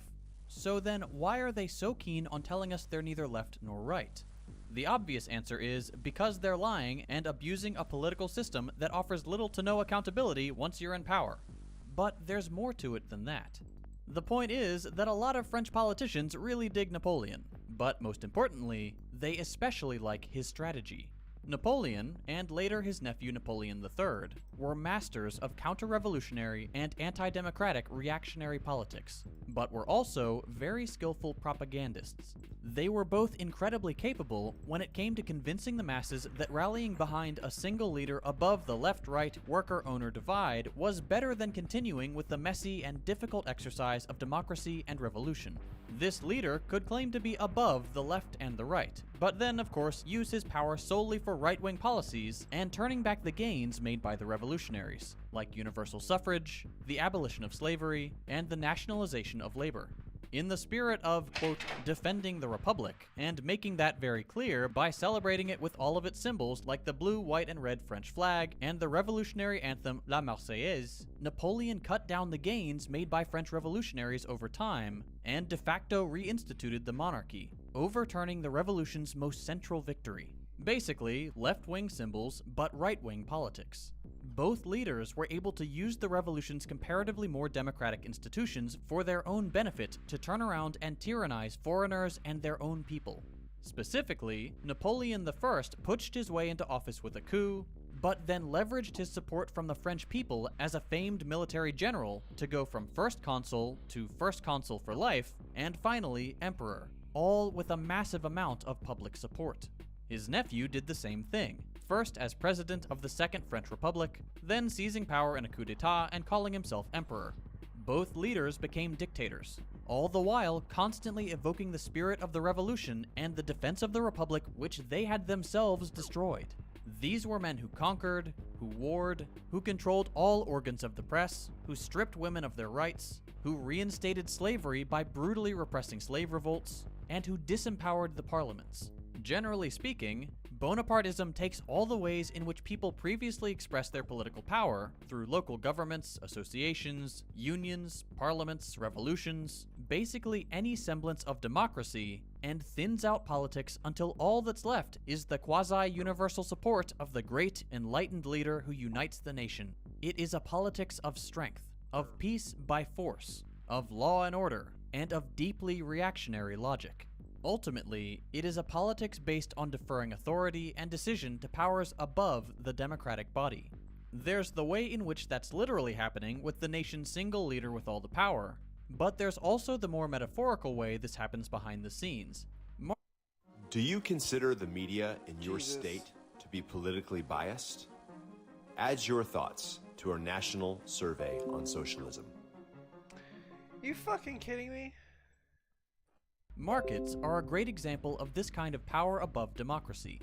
Both Macron and Le Pen, though different in their execution, are both ultimately allowing markets to decide what the correct way to organize society is. These leaders are more than happy to delegate the power they are granted upwards to let market forces ultimately be the way by which politics are decided. For Macron, it's the classic neoliberalism of the third way politicians that preceded him, like Bill Clinton in the US and Tony Blair in the UK, basically letting international markets run loose, deregulating and privatizing all over the place, and fixing things when they inevitably go wrong with austerity politics. For Le Pen, it's the same thing but with domestic, not international capital markets, relying on French capitalists to just treat their employees better, because they're both French, and that's what matters at the end of the day. It shouldn't be surprising to learn that that does not happen. Back when it was the two Napoleons doing this, there was a guy who looked at what was happening and said, man, this blows. In his book, The 18th Brumaire of Louis Bonaparte, Karl Marx saw all of this unfolding in real time, figured out what Bonapartism was about, and correctly identified that the French peasantry, disunited and without common interest, happily accepted the all-powerful sovereign, but that it was ultimately the French bourgeoisie, divided among itself and unable to rule effectively, that gave up its crown to save its purse. It gave the powers of the executive to a popular leader that would leave them alone, free to exploit the French working class that had started making too many gains during the first two republics, so that they, the upper class, could keep making their profits. That's the purpose of neither left nor right discourse, a way to unite people behind one guy or one idea that'll take politics and democracy out of their hands and into the hands of a few capitalists. We don't hear about it as much here in the US, but Yang's platform gives us an idea of what it could be like. Andrew Yang's not some far-right authoritarian. Nothing about him really gives us that idea of a vaguely fascistic unifying leader the way a Le Pen or a Macron can be, despite whatever this is. Yang Gang 2020. Yang Gang 2020. But Yang is still applying the same principles as the Bonapartists with roughly similar goals. He's using this idea of unifying the left and the right, getting rid of all the silly polarization and commotion of political life, to give more power to markets and what he calls human-centered capitalism. He's using a universal monthly check as a permission slip for capitalists to do whatever they feel is fair. Workers be damned. Deregulate and privatize everything, including social safety nets. Let the market do what it wants. Just toss back enough crumbs that people won't want to change things themselves or have an actual place at the table. If he can present himself and his very conventional neoliberalism as the politics of change, and turn around and cast the quote extremism of the left wing of the Democratic Party as nothing more than political stagnation, that's all the better for him. He's defending democracy while turning back the clock on its gains, not for any personal political power, but for that of capital markets. And if you're thinking I forgot about the guy who I literally cannot make a joke about without sounding like Colbert, Trump's strategy wasn't very different. His was just more personal, more closely related to the imagery of kings and monarchs, based on an appeal to an imaginary nation that never existed except in some racist white guy's fantasies. That distinction doesn't make him substantially different. It was still just a way to let the wealthy do whatever they want in the background. But it's what prompted a lot of observers to analyze him with the Bonapartist model, though usually stopping short and using the more in vogue populist label. And here we find part of the reason why some people who talk about populism can get politics so wrong. Equating someone like Sanders to someone like Trump makes a lot less sense than equating a Trump and a Yang. Because even if both Trump and Sanders are both known for bold, loud personalities and a very vocal grassroots support, their politics are so radically different in the way they treat democracy and what people want that putting them on the same level misses the point entirely. Yang isn't a populist really, but it doesn't necessarily matter. Trump and Yang, like Napoleons I and III, have figured out that people think democracy stops at the ballot box. These people are perfectly happy with a system that gets them public support and lets them use it to act as protectors of the capitalist economy. An economy that lets the few people who own entire industries decide for the rest of us what's right and what's wrong. That is not what democracy is. Democracy is not just letting your favorite guy do whatever, especially not if that means giving power to a wealthy group of capitalists to continue exploiting you. That's not democracy, that's Bonapartism. Be vigilant. Remember that just because a politician waves around revolutionary symbols, that does not make them a friend of the people. If they're neither left nor right, you better believe you're gonna see 100% right-wing policies.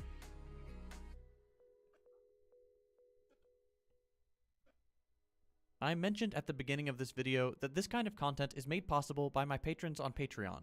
Thanks to viewers like you, I've not only been able to keep up my weekly videos, but also start a new podcast with two other great YouTubers. Hakeem Ugopnik and I started the deprogram because there was a real lack of a truly international socialist podcast. And what better way to fix that than having three socialists from 3 different parts of the world come together to discuss our unique perspectives on important topics. That, and it's just fun to hang out and talk commie stuff for an hour or so each week. We just passed the 20 episode mark, so you'll have plenty of fun topics to choose from, like how to win people over to the left, the failures of past socialist experiments, and of course, debunking some of the most common anti-communist talking points. If you'd like to help support the podcast, join our Discord, and get early access to every episode, consider becoming a patron at patreon.com/thedeprogram. Otherwise, you can catch one episode per week absolutely free on all your favorite podcast platforms or right here on YouTube. So check out the Deprogram by following any of the links below. If you enjoyed this video, consider dropping a like. If you hated it, a thumbs down. You can check out my previous episodes by clicking the links on your screen. Thanks for watching, and I'll see you next week.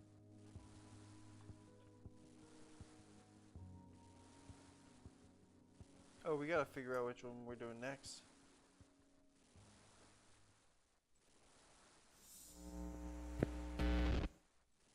It is okay to be so stressed and overwhelmed that you feel like you need to talk to someone about it. And by that, I mean going to... This episode is made possible by Audible.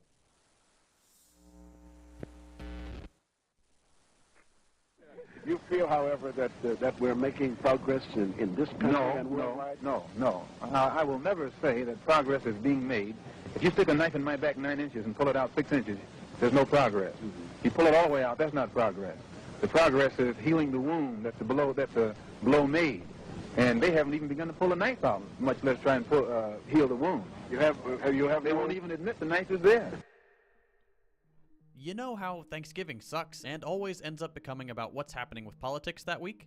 This episode is kind of about that. Hello, internet types. On this episode of Old Man Yells at Cloud, we're complaining about the politics of lesser evil, or harm reduction discourse. I'm gonna make a big deal about this because, well, I'm that old man. I'm upset, and it sucks. Because I'd like to live in a true democracy, and I don't. And if you live in the same kind of non-democracy as I do, here in sunny USA, you might not be happy about it either. So let's talk about that. And as we get started, allow me to read out the long, tedious disclaimer paragraph I've spent more time on than the rest of this video. I am not an accelerationist. I do not wish to see people's material conditions worsen in the short term on the hope that they will get so bad that things will swing the other way in some imprecise future. That doesn't work. I am also not policing what you choose to do. Vote blue or don't vote blue. If you live anywhere here, it probably doesn't even matter. And no matter where you live, it'll usually only matter a tiny bit. Just enough to make it worth getting it over with and voting. But probably not much more. Not for nothing, voting sucks because the blue team sucks. I know that. I know, as you can see from this video about the ratchet effect I made a couple months ago, that voting for the lesser evil doesn't do anything for progress, and that our politics move further right over time thanks to the increasing power of corporate interest since the takeover of neoliberalism in the 80s. That sucks too. I also know that letting presidents go from far-right, fascist, proto-fascist, whatever, to the same guy but worse 4 years later, and at whatever pace they dictate, is bad too. Worse even.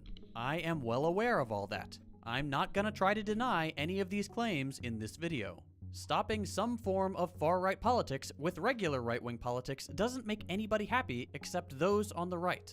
But just because I know that fact doesn't mean I won't do it when I think there's an option. But I hate that I have to say this, and I hate that even though I despise this guy and his buddies, I just spent like 45 seconds sort of defending him and probably making you upset in the process. I want to do not that. The good thing is that that's not what this video is going to be about. But it's just close enough to being about that I want to get ahead of people who comment before watching all the way through. This week, we're looking at the discourse of lesser evils, because even if, at the very least, part of the lesser evil political strategy does stave off some of the most evil politics the previous 4 years have cooked up, another part of that discourse is weaponized to narrow down politics to what you do at the ballot box and nothing else. And that's a big problem worth making a video about.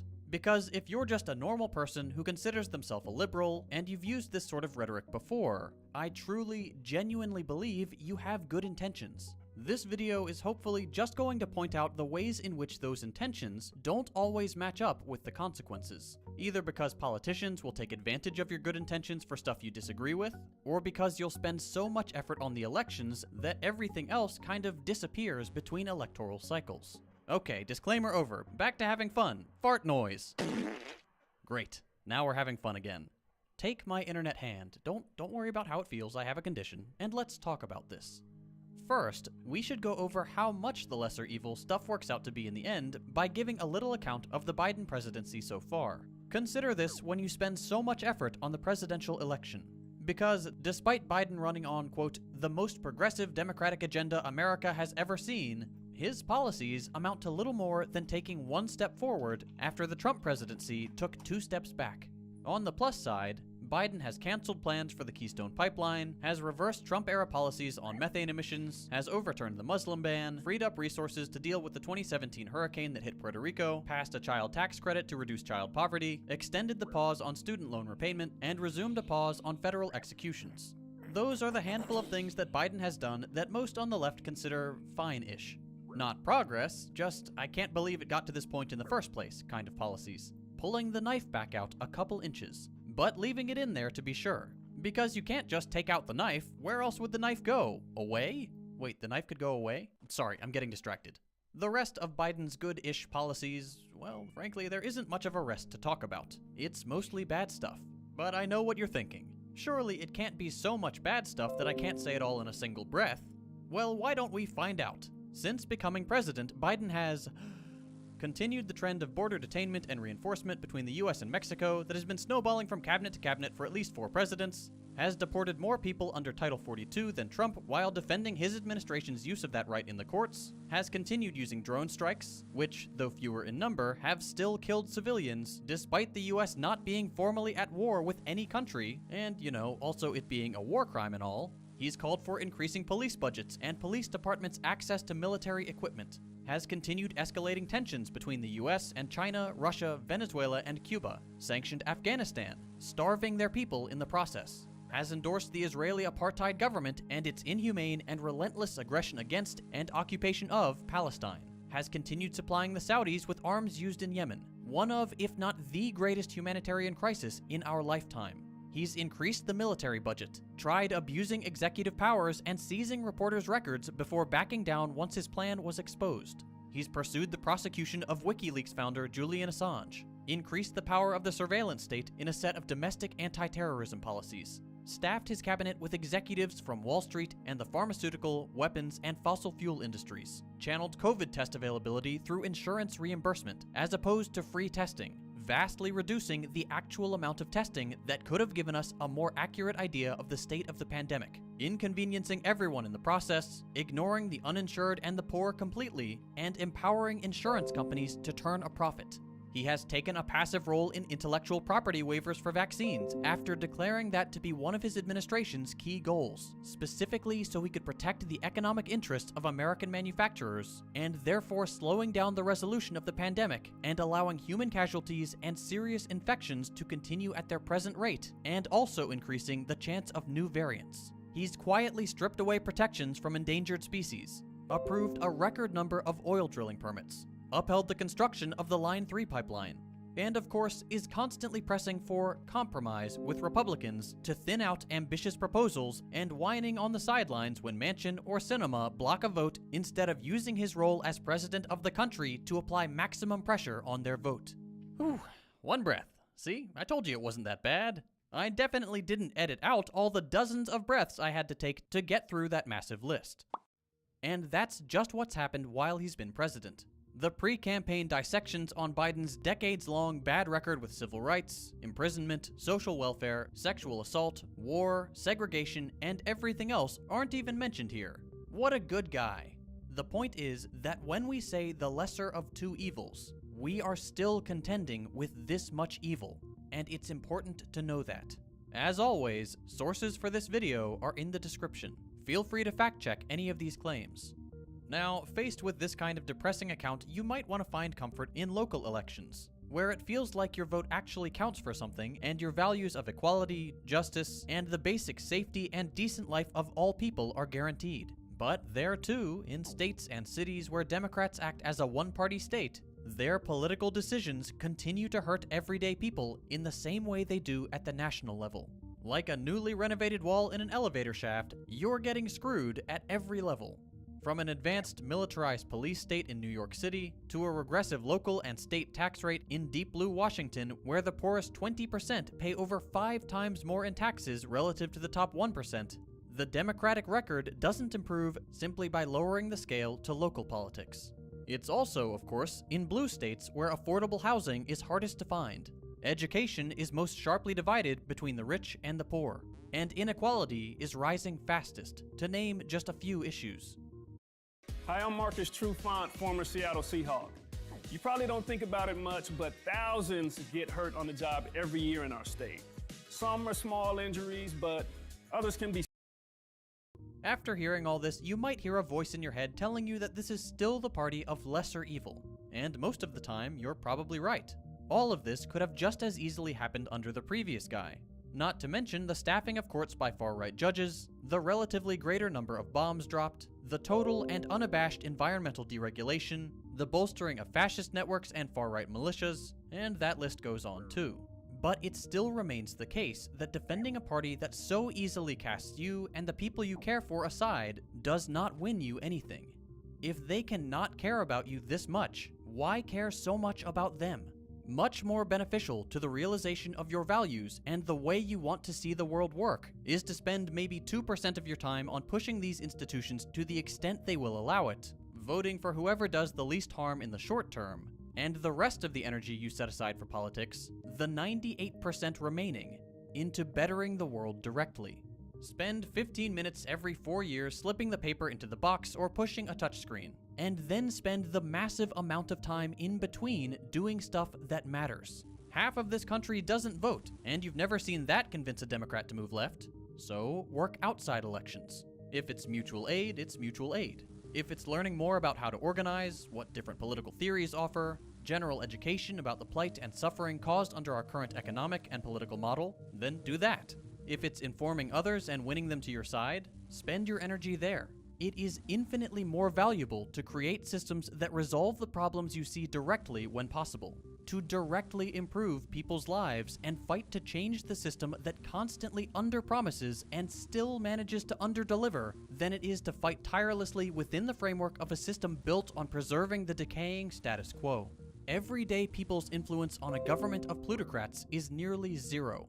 Working to change that government, or making it increasingly irrelevant through networks of solidarity, that is where your influence and your mark on the world will be the most felt. I understand that this isn't for everybody, that spending time on politics is exhausting and difficult and never feels like it amounts to much. The thing is that you're probably already doing it. There's a chance you will have spent a tremendous amount of energy fighting tooth and nail for the lesser evil and come out on the other side with only meager rewards for your efforts. Insignificant compared to what you put in. Practically nothing. Spend that energy better. People who spend day and night talking about the lesser evil and harm reduction, either in the run-up to a big election or whenever someone starts critiquing the other kind of boys in blue, know this. It's a purposeful distraction and reduction from what politics really is. Organizing human society, not the spectacle of two guys duking it out. Nurture within yourself the voice that is already there, telling you that the Democrats aren't doing enough for you, and resist them at every turn. If you live in a safely blue state and don't have to worry about the even worse party getting through, vote third party unashamedly. The spoiler effect of first-past-the-post voting is a built-in feature of our electoral system, and threatening a party that does not give us enough where it feels safest is incredibly minor, but necessary to scaring them of our collective power. If you work in an industry that is already unionized or has the potential to be, use your collective power there too to get the gains you are owed and resist the people desperate to wrestle them away from you. By all means, pull the lever on the trolley, but then get off and start ripping apart the train tracks. I know that this is an idealistic narrative that's easy to cast aside, but really meditate on how much of your everyday life is poured into obsessing over what happens in a room full of old, wealthy people made almost completely unaccountable to you and me, and think about where that energy could go instead. Elections are not without their importance, but under a political and economic model where they will always stop short of actually representing our collective interests, they will never be what politics is really about. For one thing, it's because these systems weren't built with democracy in mind. The birth of the Republic happened at a very particular moment in history, when revolutionaries wanted to throw out the kings. Once they figured that out, they had a list of ideas about what they wanted to do with society, and they built their political and economic system accordingly, creating institutions that would deliver the changes they saw fit, not pristine displays of human democracy. The Founding Fathers were terrified of democracy, the idea that those dirty pores should have a say, and they built a political order explicitly on the idea of giving a few wealthy, landowning whites the power to decide the politics and economy of a nation. Whatever mechanism let them do that is the one they kept and enshrined in a constitution. It's no accident that we have first-past-the-post voting and politics based on territorial representation over political pluralism. It's what keeps the same people in power election after election and keeps any challenger party out. It's no accident that the country is led by a single guy with almost infinite political power. The Founding Fathers kinda liked the idea of a monarchy. One guy with all the power. Mono meaning one, archy meaning power. Just not from an unelected, snaggle-toothed Brit. It is no accident that the only real way to gain political power in this country is by cozying up to corporations and the wealthy, to be in the good books of the media institutions that reach into every American household. It's what keeps revolutionaries out.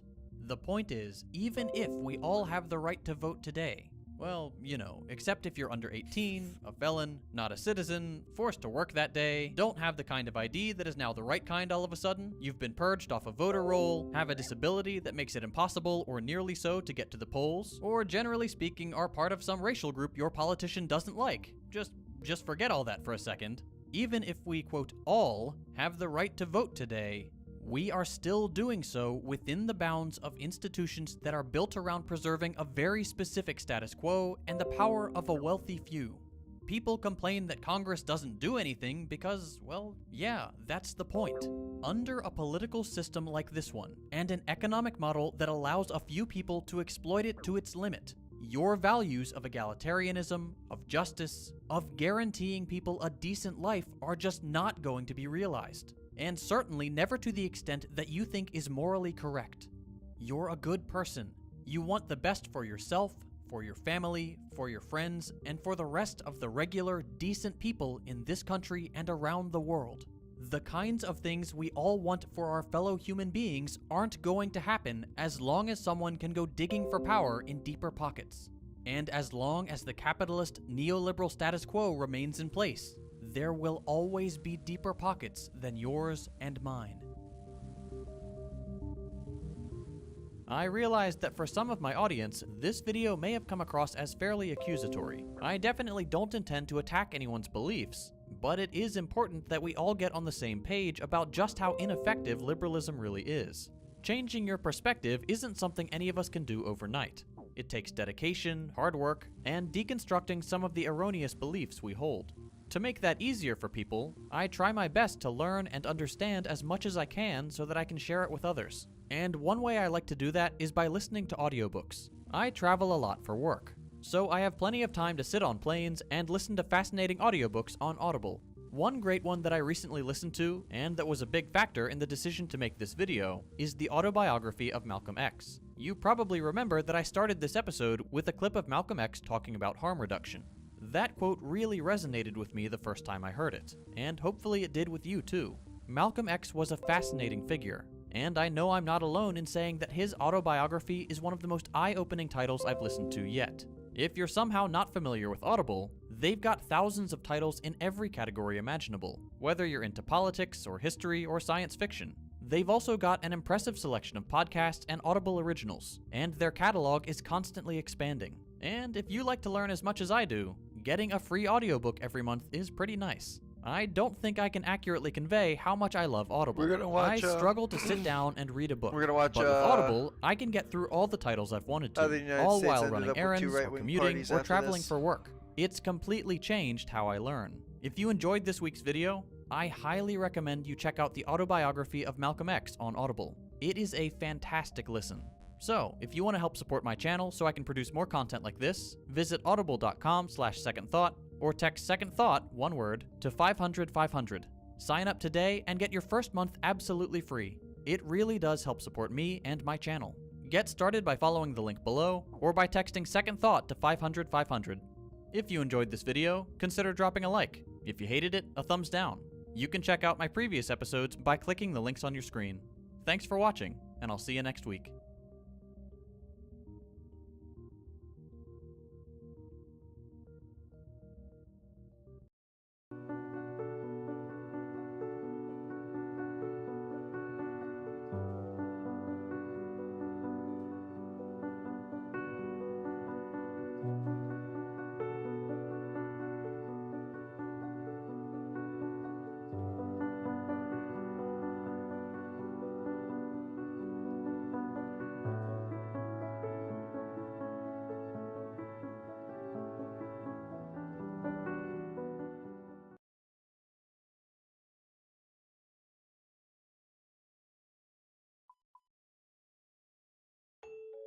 What I enjoy most about working at SEL is that I matter.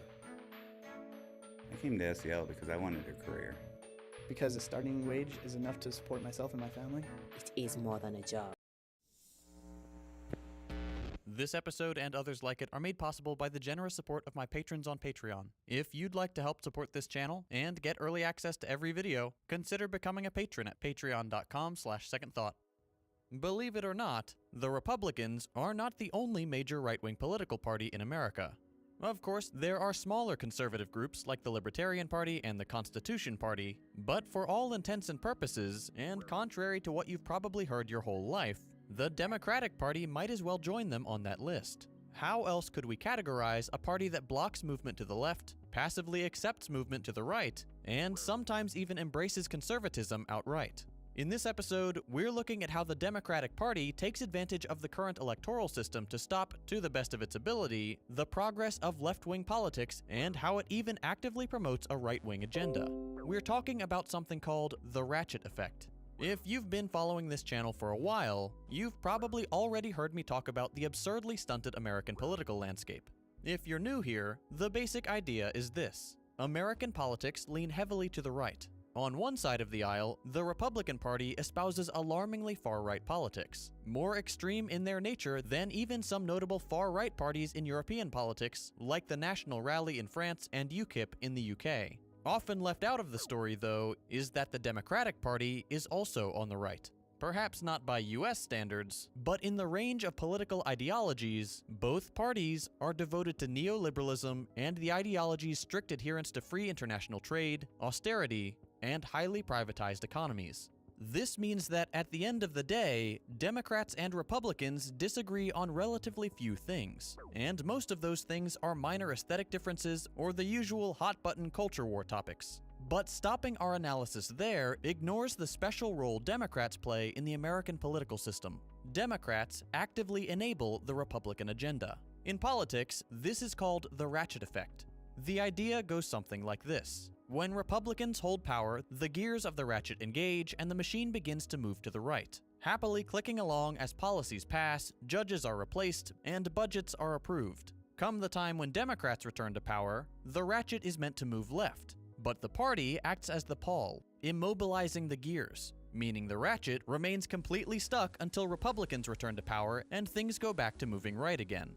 In the real world, this ratchet effect can be seen when Democrats do any, or frequently all, of three things: passively accept movement towards the right, move to the right themselves, and block movement to the left.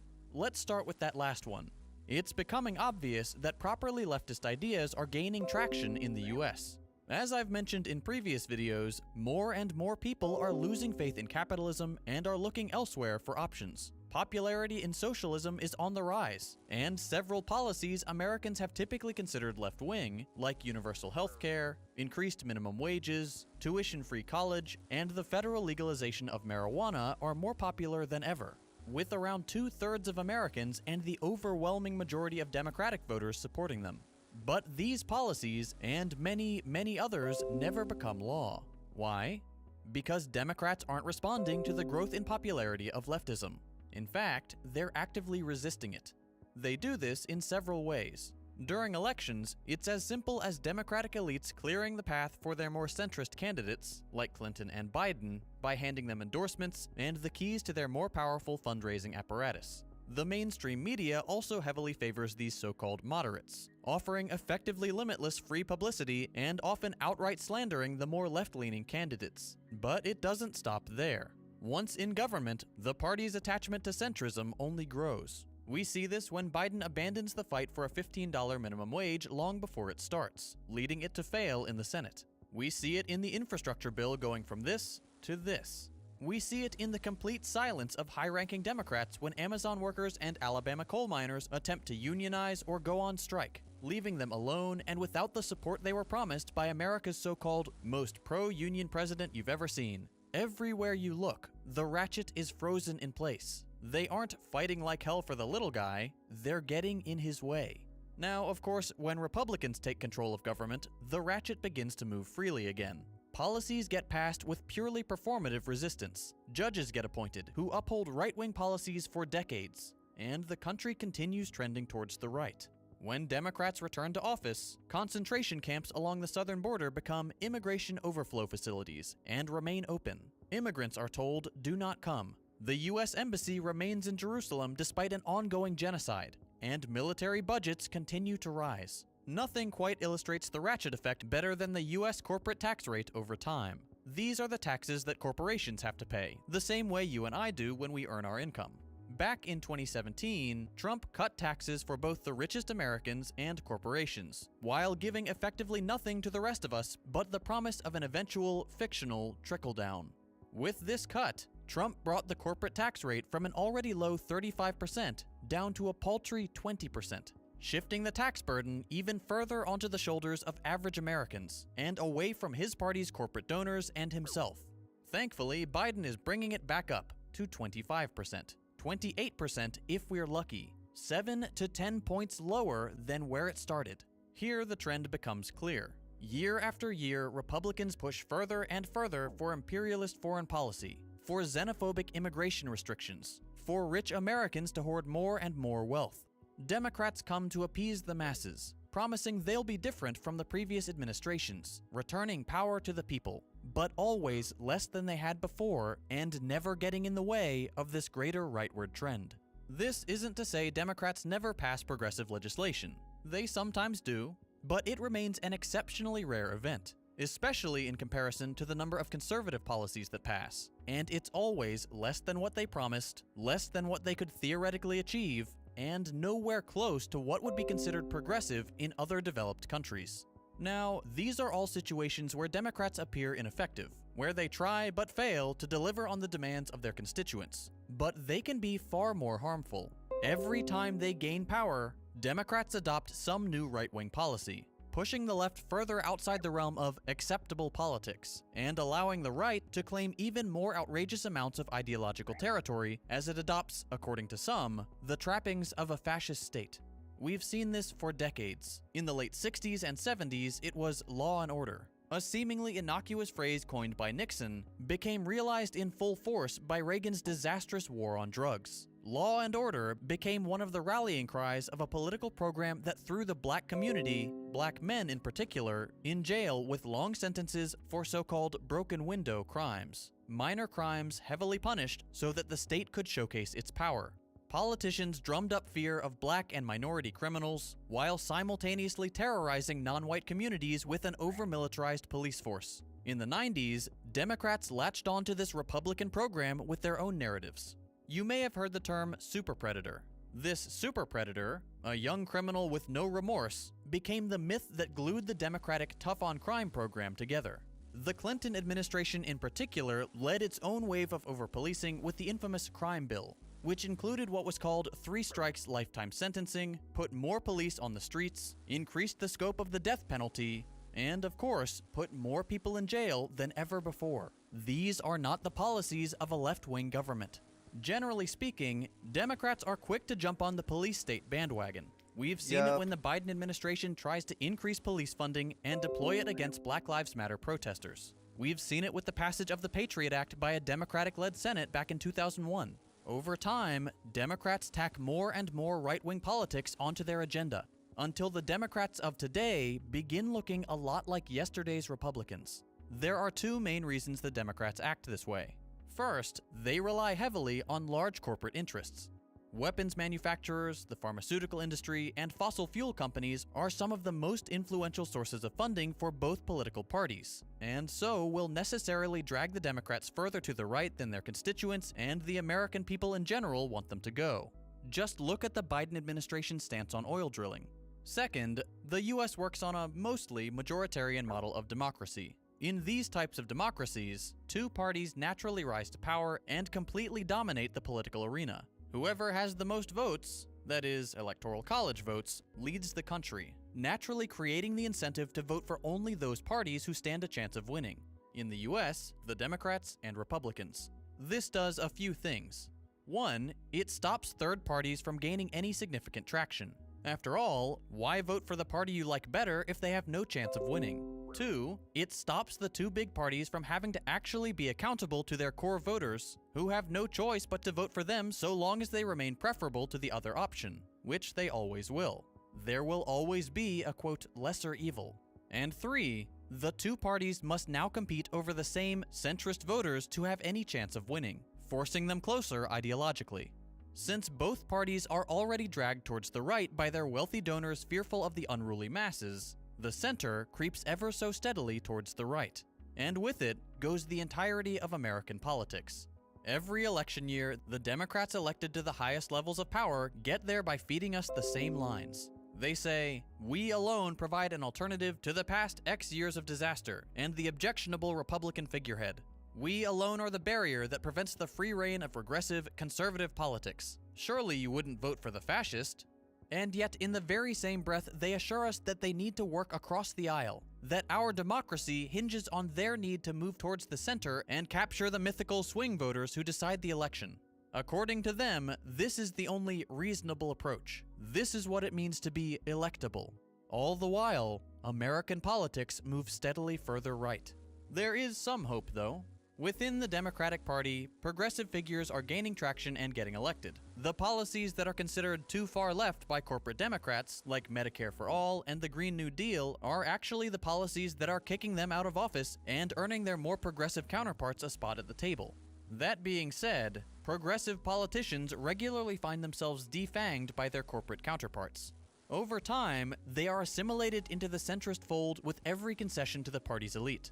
So, while electoral politics do provide some short-term gains, most notably starting the radicalization process of many apathetic Americans, actual change will only come from popular grassroots movements. If you're looking for ways to get involved, see if any groups near you are looking for help. Joining your local chapter of a national group like the DSA, or any of the several left-wing political parties, or your city's mutual aid collective can have a bigger impact than you think. The main takeaway is this. The United States is run by a two-party corporate duopoly. Both the Republicans and the Democrats are beholden to the same corporate interests. And both parties are dedicated to the maintenance of the untenable and increasingly dystopian neoliberal status quo. Both our major parties are right-wing. This trend will only continue to get worse until the left, the real left, can mount an effective opposition to this deeply flawed and inhumane political project. If we want to make real, positive, lasting change, if we want to safeguard future generations against climate fallout, if we want to stop the inevitable transformation of neoliberalism into outright fascism, we have our work cut out for us. So let's get to work. I mentioned at the beginning of this video that this kind of content is made possible by my patrons on Patreon. When I decided to make the shift from general interest stuff to more radical political content, I knew I ran the risk of sinking my channel and losing my ad revenue and sponsors. These days, it's pretty hard to get a sponsor on my videos. I have one reliable one, and they're great, but for the most part, I'm having to rely on the generous support of viewers like you. If you appreciate the work I'm doing, and you're able to chip in even $1 a month, I would greatly appreciate the support. As a little show of that appreciation, every patron, regardless of donation amount, gets early access to every video, as well as access to our patrons-only Discord server. It's a great place to hang out, chat with other like-minded people, or learn about socialist theory in our book club. I'm also pretty active in the server, so you're always welcome to ping me to ask a question or just say hi. You can find my Patreon, join our growing Discord server, and get early access to every video at patreon.com/secondthought. If you enjoyed this video, consider dropping a like. If you hated it, a thumbs down. You can check out my previous videos by clicking the links on your screen. Thanks for watching, and I'll see you next week.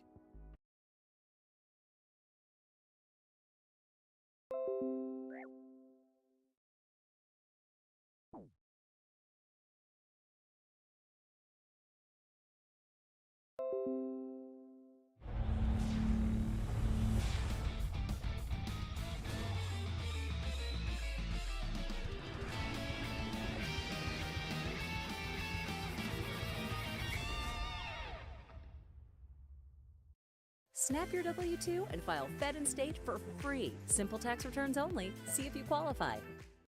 This episode is brought to you by Audible. This is Republican State Senator Doug Mastriano. He's the Republican who's ahead in the polls for governor. Earlier this year, Democrat Josh Shapiro spent $840,000 on this ad for far-right Republican candidate Doug Mastriano. Video, He wants to end vote by mail, and he led the fight to audit the 2020 election. In June, the Democratic Colorado PAC funded this ad for far-right candidate Ron Hanks. And you better believe that back in May, the Democratic Governors Association ran this ad for the far-right Republican Darren Bailey. Before I explain what's going on, look at this ad. This one was funded by a Nancy Pelosi PAC in California. Try to remember that while you're watching it, because this is what these ads look like in practice.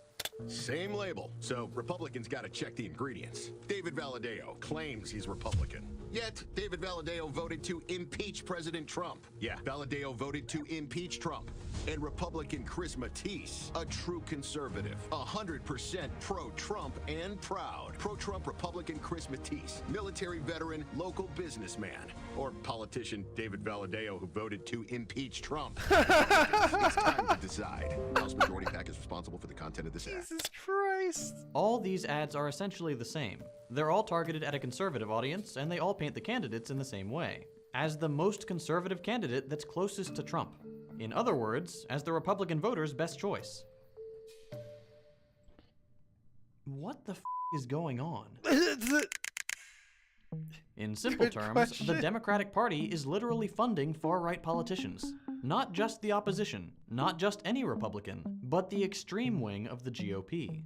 If you're new here, allow me to be the first to welcome you to the shining city on a hill and beacon of democracy that is the US.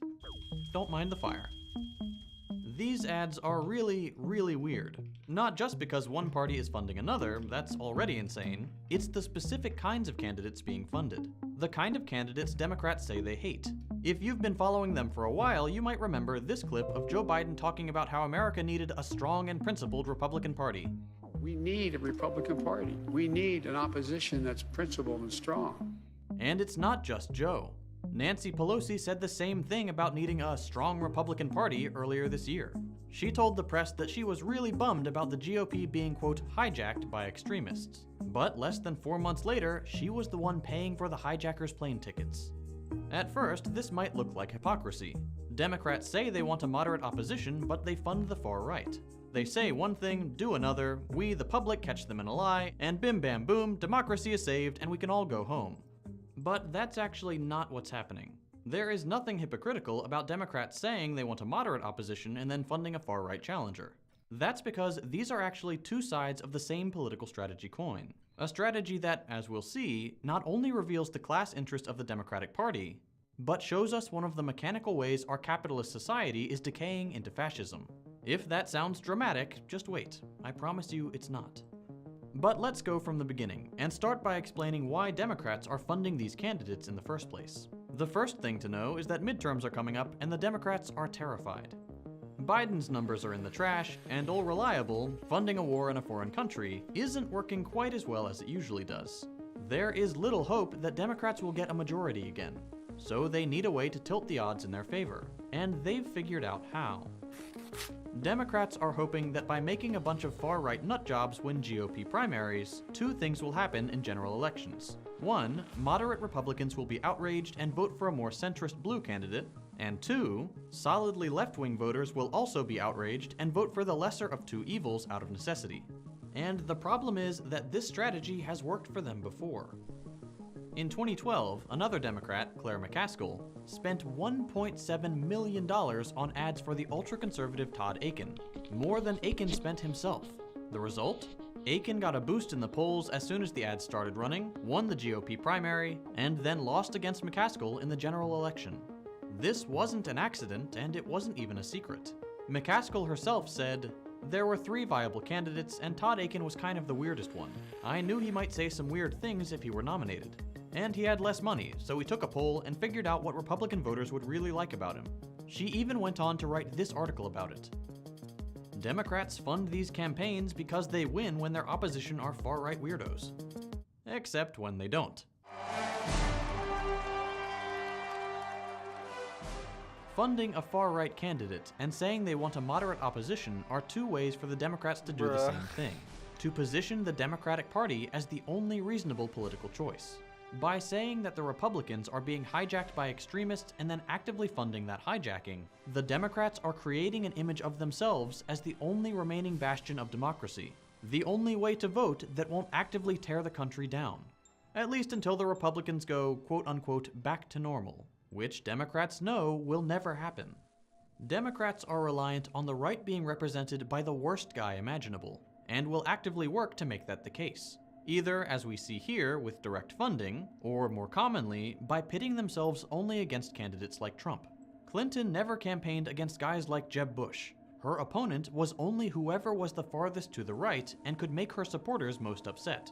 She drummed up a radical opposition because it's a much safer strategy than running against someone who shared a lot of her ideas. But this strategy has a couple different outcomes.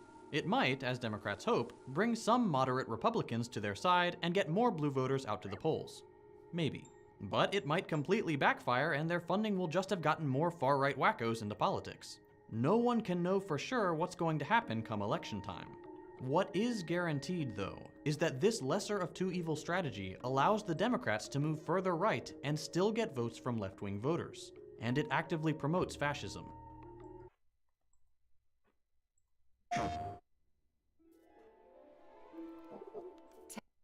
More ad spots featuring quasi-fascist politicians, brandishing fascist slogans, and actively supporting the president who, so far, has embodied fascism the most, all promote the popularity of fascism in the US. That is undeniable. At the end of the day, fascism is getting more airtime, convincing more conservatives, and the Democrats are absolutely to blame. With not the best odds of winning, and with the knowledge that this strategy promotes ultra-conservative politics in America, why would the Democrats run these ads? After all, Democrats aren't fascists, they're liberals. There is a difference. Why are they going with a risky strategy that, even in its best case scenario, actively makes society worse? There are two explanations. One, mechanical, at the party level. This strategy is a direct product of the way the Democratic Party is organized. Another, at the societal level. This strategy is the product of how our entire economy is organized. Let's start with that second one. You may have heard the phrase, fascism is capitalism in decay. That sentence is used to say that, as capitalism starts failing the people it usually benefits, starts decaying, it concedes strategic ground to fascism in order to survive. It's an idea that gained traction in the 20th century when socialists realized that capitalism wasn't being replaced by socialism like they expected. World War I and the Great Depression, brought on by a global economic crash, didn't lead to socialism replacing capitalism's global hegemony. Instead, reactionary movements started popping up everywhere, most notably in Germany and Italy. Capitalism hadn't been replaced by socialism, it had adapted into something new. Fascism. A political economic system that didn't look like capitalism, and that often even gave up on, quote, free markets, but that preserved the private ownership and profits of the capitalist class. The same people were on top, but things looked a little different. Here's how socialists explain something like this happening. As capital concentrates into fewer and more powerful monopolies, as the rate of profit falls, as more and more people are kicked into poverty and those remaining in the workforce are increasingly overworked, the conditions that produce fascism begin to appear. Monopoly capitalism, the inevitable outcome of winner-take-all competition, leads to economic stagnation and crashes. The first victims of this stagnation and these crashes are, of course, the working class, as we saw in the Great Depression, 2008, and with the COVID recession. Millions of people are suddenly thrust into poverty and can't make ends meet. The thing is that within this context, governments are no longer able to rule as they usually do. They have to resort to more direct violence to keep their hold on power. People's demands are no longer brushed away by politicians in assemblies. They're actively resisted with cops on the street. For example, when people start demanding to defund the police or for a price freeze on basic necessities. Political stagnation is just no longer an option for capitalist governments now that tens of millions of people's immediate needs aren't being met. So to preserve that political gridlock that is so stable and profitable, governments get used to scaling up the violence. But when people need to vote you in to govern, governments need to find a justification for this sudden growth in state violence. And this is where fascism comes in. Fascists usually explain the decay of capitalism not by the inherent flaws of the system, but by its corruption by a small minority. A minority usually separated out from the rest of society along arbitrary lines, like race, ethnicity, or place of birth. Fascists assert that it is these minorities, not the natural tendency for wealth to accumulate into fewer hands under capitalism, that has pushed the masses into misery, and therefore that state violence is legitimate in order to punish those minorities and anyone who defends them or advocates for systemic change. After all, the system is perfect. It's those people that are the problem. Fascists explain away the failure of the system and its sudden uptick in violence with scapegoating. It's as simple as that. Because this kind of narrative is beneficial to established capitalist governments, this struggle for power gets mirrored at the national level. Governments that benefit from capitalism would rather concede to fascism and keep their benefits, rather than allow for socialism to grow in popularity and upset their power and private interests. This theory of fascism is how socialists explain the 20th century. But practically speaking, how does this concession to fascism actually happen? What exactly is it that has to take place for fascism to gain this kind of place in society and government? This is where the Democratic Party comes in. You probably know that another idea, socialism, has gained traction these past few years. Around 70% of millennials and Gen Z say they are somewhat or extremely likely to vote for a socialist. And nearly a quarter of them believe society would be better if all private property was abolished. Faced with this demographic information, the Democrats have two choices. Either they adopt socialist policies, or they win elections. The thing is, they can't do both, not at a party-wide level. That's because the Democrats aren't just contending with the public's pressure when they run for office. While the public may want socialism, more than ever before, not every Democrat can adopt socialist rhetoric and policies into their program. That's because at the core of every Democrat's strategy is the question of how do you get funding? Average people don't contribute that much to political campaigns. And very wealthy people will not fund a party with policies that threaten their profits. They just won't. Not if that threat starts becoming real.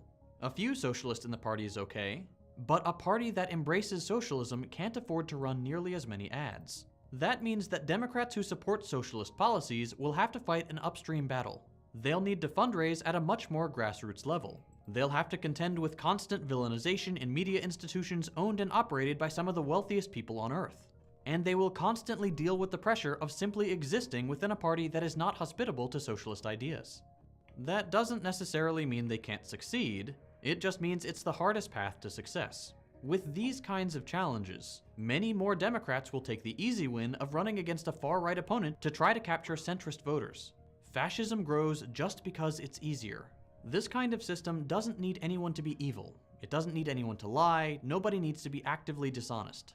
Enough people just need to follow the path of least resistance.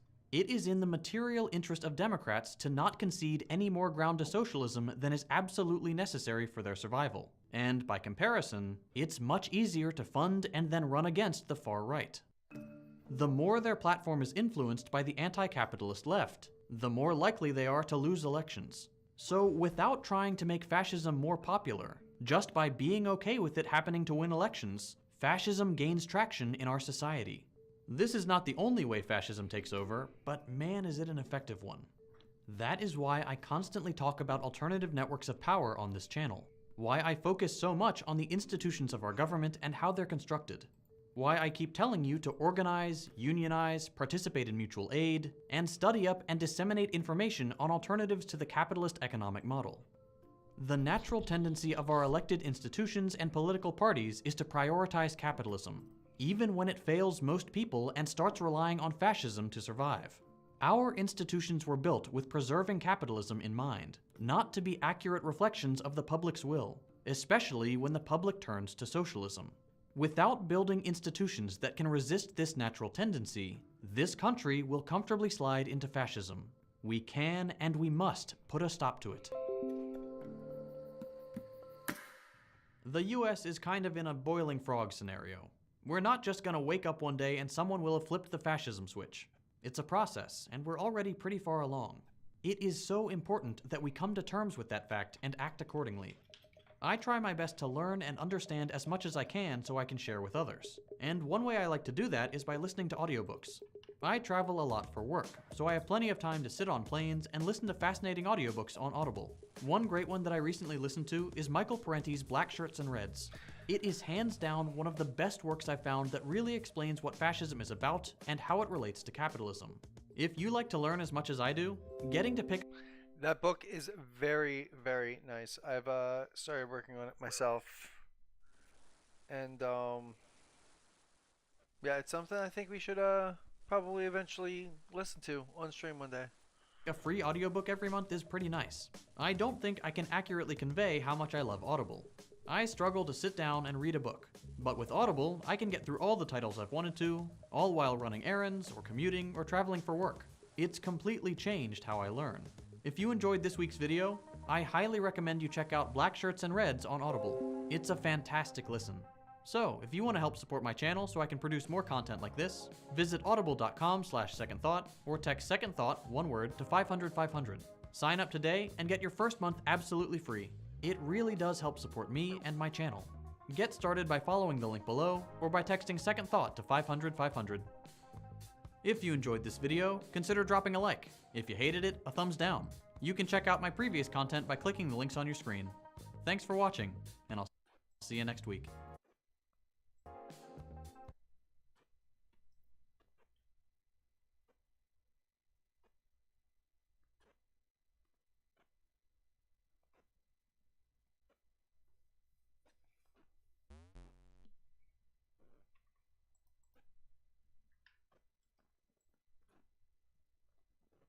We'll get this ready, but I will be right back after this match. Yeah, I'm gonna eat. By the generous of my patrons on Patreon. Okay, I'm going to just chuck on some non-copyright music and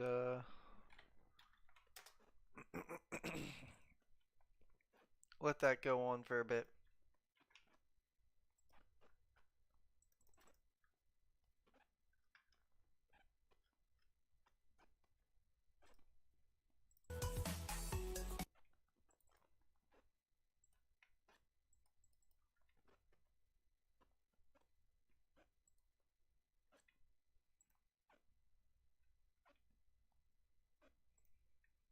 Alright. Let me do this.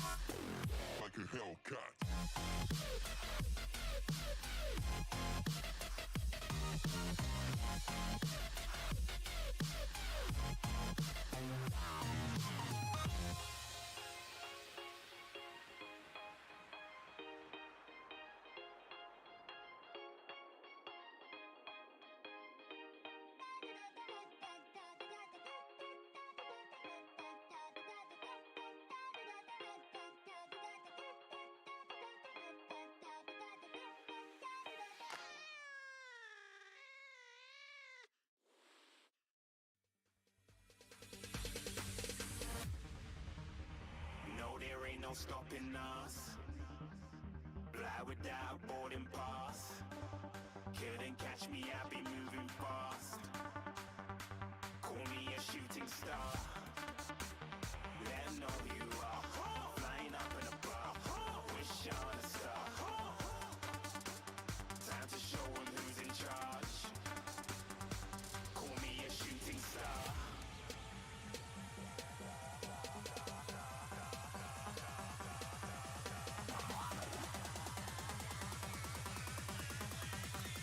Shooting stars. Didn't even get to cross.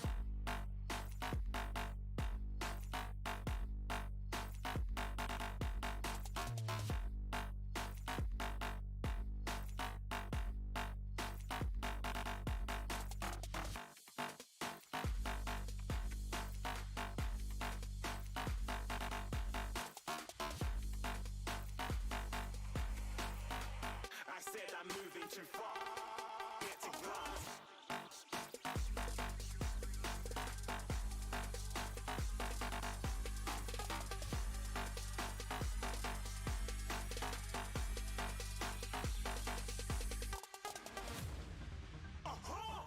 Looking at a shooting star. Got more than a couple of people going mad. I swear they're rooting hard. Tell them I'd be big in the game like she went and got them breast implants. I said I'm moving too fast. Didn't even get a glance. I'm ready to eat up track like I'm seated in a restaurant.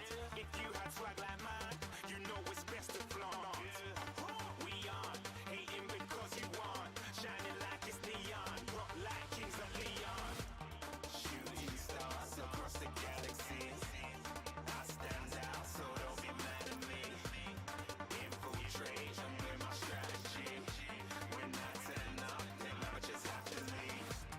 Shooting stars across the galaxy. I stand out, so don't be mad at me. Infiltrate, I'm with my strategy. When I turn up, then I just have to leave. Yeah, shooting. Yeah, shooting. Yeah, shooting. Yeah, shooting shots.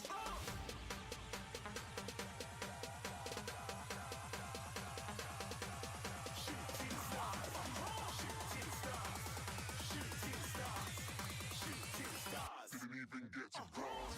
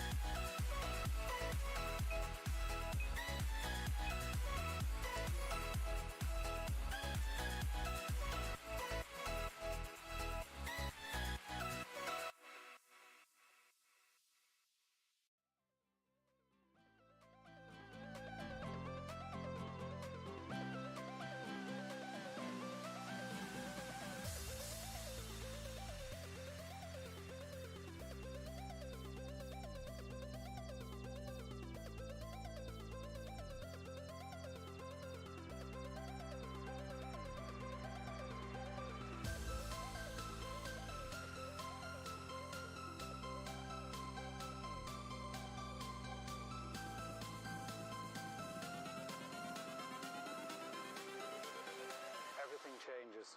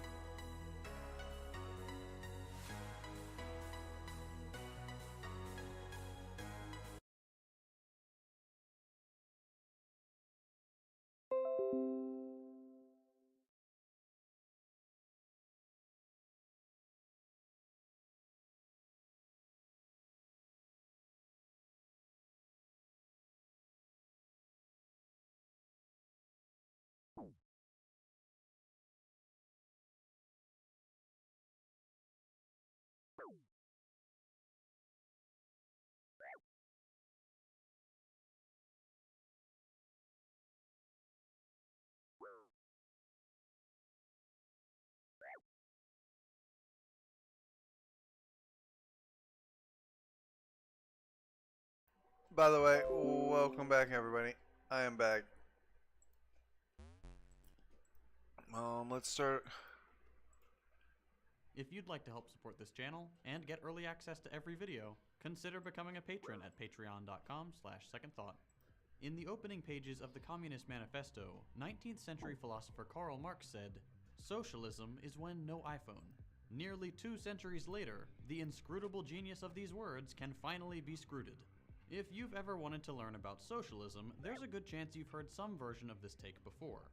You've probably been told something along the lines of, socialism does sound good in theory, but in practice, without the guiding hand of the profit motive, there would simply be no incentive to innovate. Sure, capitalism may have its flaws, but hey, at least it's good at innovating, and in the long run, that means most things will eventually be solved by the market. Socialism, on the other hand, means saying bye-bye to innovation. No innovation means no iPhone, and suddenly it's back to playing Brick Breaker on your mom's BlackBerry. You'd think that with such a simple yet crushing argument, there'd be no socialist to speak of. No countries run by communist parties. No postmodern cultural neo-Marxists taking over college campuses. No old men with magic bird powers. But the reality is that innovation is not only consistently stifled under capitalism, there is no reason to think it wouldn't flourish under socialism. This is In fact, ridiculous. There's plenty of evidence that it would. But before we get to that, let's briefly touch on innovation under our current system. No one disputes that capitalism has seen the birth of many, many discoveries. But a lot of that is at best only tangentially related to our current mode of production. Capitalist innovation is just not all that it's cracked up to be. And speaking of cracked, take the iPhone, the example of choice for those who defend our current economic model. The story goes that Steve Jobs, luminary genius that he was, built Apple from the back of his garage to the front stage of America, producing innovation after innovation along the way. The fruit of his labor and superior intellect, along with his keen ability to respond to the demands of the market, produced the device you're probably watching this video on, or so they'll say. To reject capitalism is therefore to reject this miracle of technology in your hand, and even so much as thinking to advocate for socialism on an Apple device makes you a hypocrite ripe for an Elon Musk Twitter takedown. Capitalism made your iPhone. You should be grateful and learn not to bite the hand that feeds you. But that perspective couldn't be further from reality. Not only did capitalism not make your iPhone, almost every single component that makes it a smartphone actually comes from state-directed innovation. Microprocessors, memory chips, solid-state hard drives, liquid crystal displays, lithium batteries, touchscreens. All of these were not invented by profit-seeking capitalists battling it out in the marketplace, but thanks to the funding and/or direct involvement of governments in the creative process. Same goes for the GPS, voice recognition software, cell networks, and HTTP and HTML protocols that together make an iPhone an iPhone. All of these things exist thanks to the innovation that happened without price signals, without market competition, and most importantly, without private capital. But that's not all. Hi, I'm Marcus Trufant, former Seattle Seahawk. You probably don't think about it much, but thousands get hurt on the job every year in our state. Some are small injuries, but others can be serious and take months for people to recover. LNI is the winning combination when it comes to helping injured workers heal and return to work. And get this, they have entry-level positions open now. Think about joining the winning team. Find out how you... The internet itself, the most important thing that makes the smartphone smart and more than just a metal rectangle with pretty colors, is the fruit of government innovation. The internet is arguably one of, if not the most life-changing innovation in the history of humanity. And governments are so good at innovating that they stumbled on the formula for it at least twice. Markets may have capitalized on these innovations, but that just doesn't count as innovation in and of itself. Selling something isn't the same as coming up with it. The reality of this device is that it took the concerted efforts of a public research apparatus to make the iPhone possible, not the self-interested greed of a few profiteers. And while the iPhone is a great example of this fact, it's by no means unique.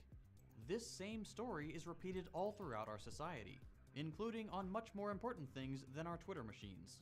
Most crucially, our medical industry is entirely reliant on the ability of the public sector to innovate. One study found that NIH funding was associated directly or indirectly with every drug approved from 2010 to 2016. Without publicly funded research, aka not the kind that follows market fluctuations, we wouldn't have made nearly all the medical advancements we have, or saved nearly as many lives. These are not innovations that make public researchers multimillionaires, nor that have a good ROI, and yet they are the bedrock of our modern health system. Some innovations that support the capitalist economy even come from completely voluntary, non-government funded, and entirely unpaid work done by brilliant people who just wanted to do something one day and did. Companies like Facebook, Airbnb, and Netflix all rely on thousands and thousands of lines of open source code, published freely and with no expectation of compensation by random, passionate programmers. These companies are so dependent on this free, voluntary, very uncapitalist code that back in 2016, an open source programmer unpublished just 11 lines of code, and most major websites you can think of just started crashing. But it's not just that many of capitalism's so-called innovations aren't even the fruit of capitalist forces. There's a whole other, more problematic side to our modern economy. Capitalism actively hinders innovation. There are a couple reasons behind this, but for starters, capitalism naturally tends towards monopolies. It's just what happens in a winner-takes-all competition. Eventually, the winners do take all, and they consolidate or form cartels.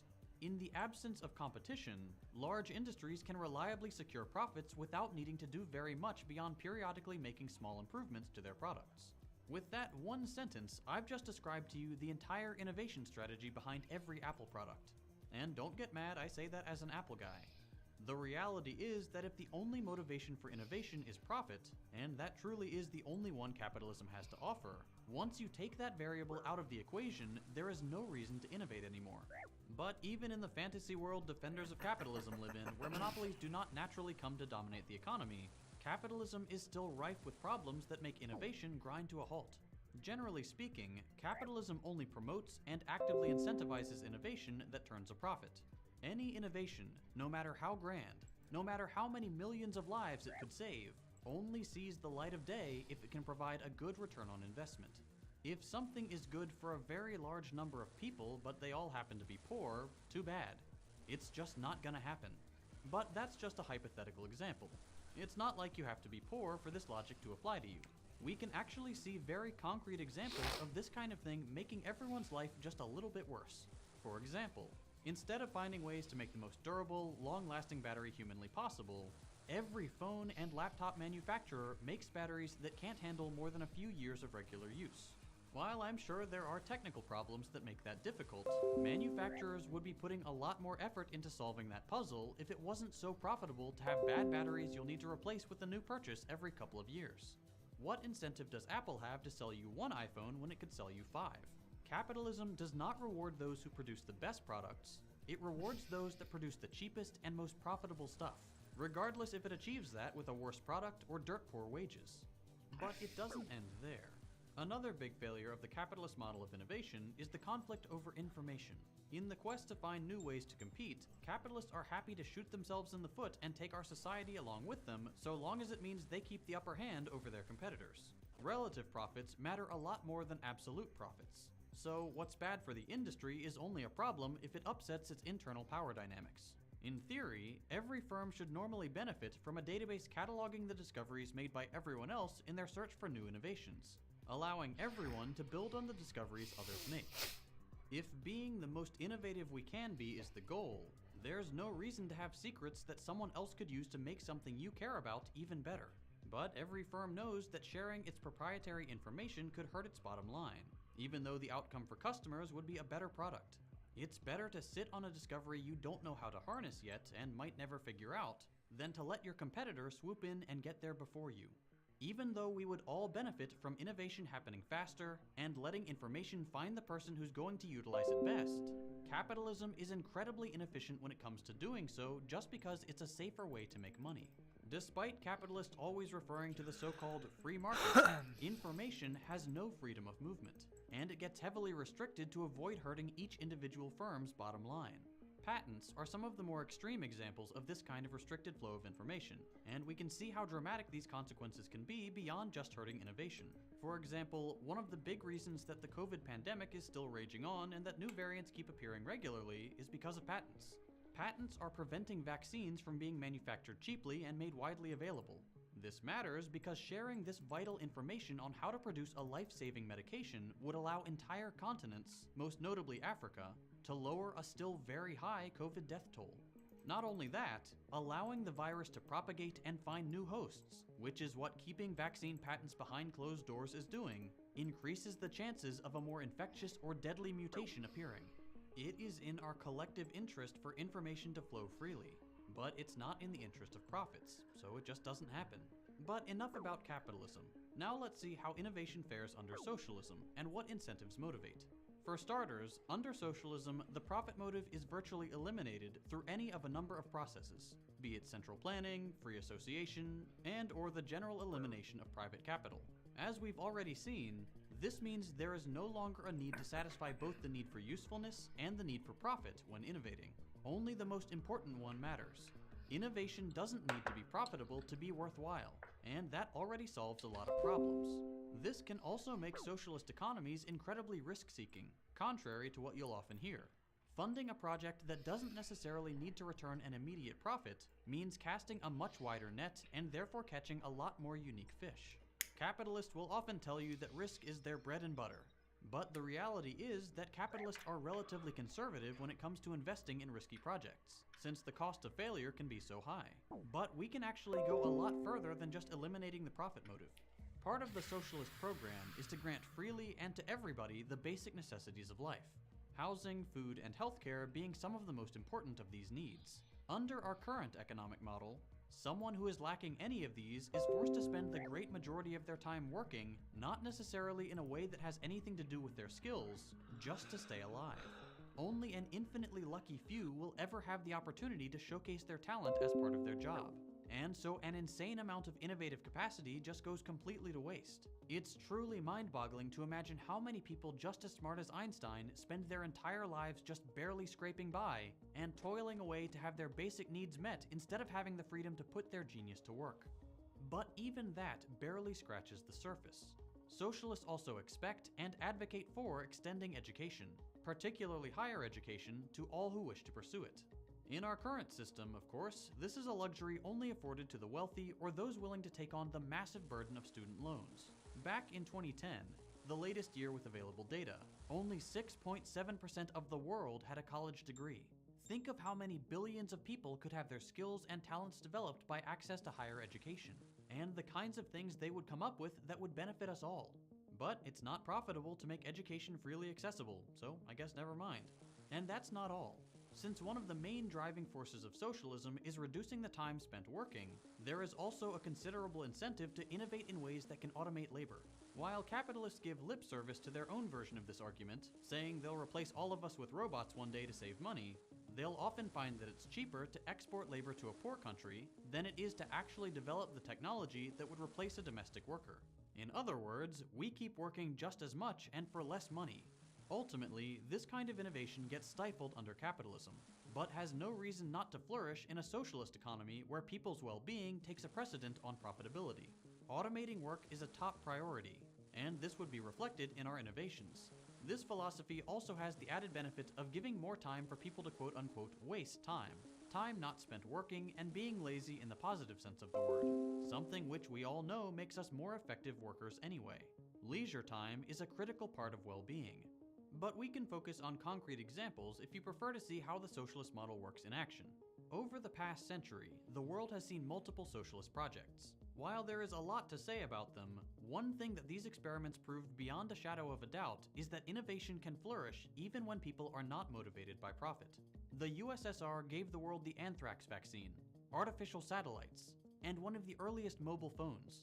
Cuba, despite a brutal American embargo cutting it off from virtually every country in the world, has produced all these biotech innovations, including a vaccine that can stop the spread of lung cancer cells.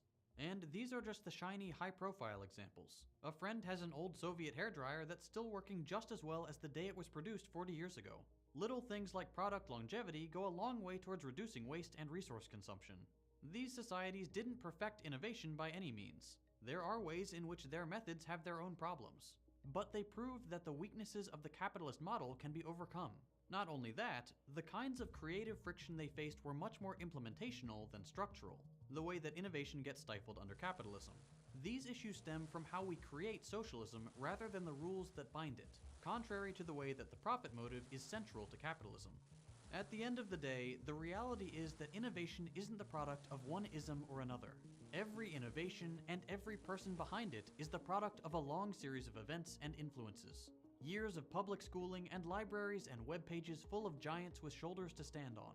It's never the product of an individual genius operating alone, much less the fruit of so-called free markets, and much more often the outcome of incremental improvements made by thousands of people over time. Normal people trying to make their lives just that little bit easier stumble upon the building blocks for the next person to do the same, every single day. And there is nothing about capitalist markets that make them good at incentivizing this. It's all just people. There's no need to have private property for innovation. It's just what people do. Isms do not create things. Workers do. Isms only decide who gets paid. I mentioned at the beginning of this video that this kind of content is made possible by my patrons on Patreon. As you can probably imagine, YouTube doesn't like to promote left-wing political content. I've gotten a lot of reports recently of people not getting notified of my new videos, even if they have the bell clicked. Because of this, I'm having to rely more heavily on viewers like you to maintain my channel. If you like the kind of videos I'm producing, and you're able to chip in even $1 a month, I would greatly appreciate the support.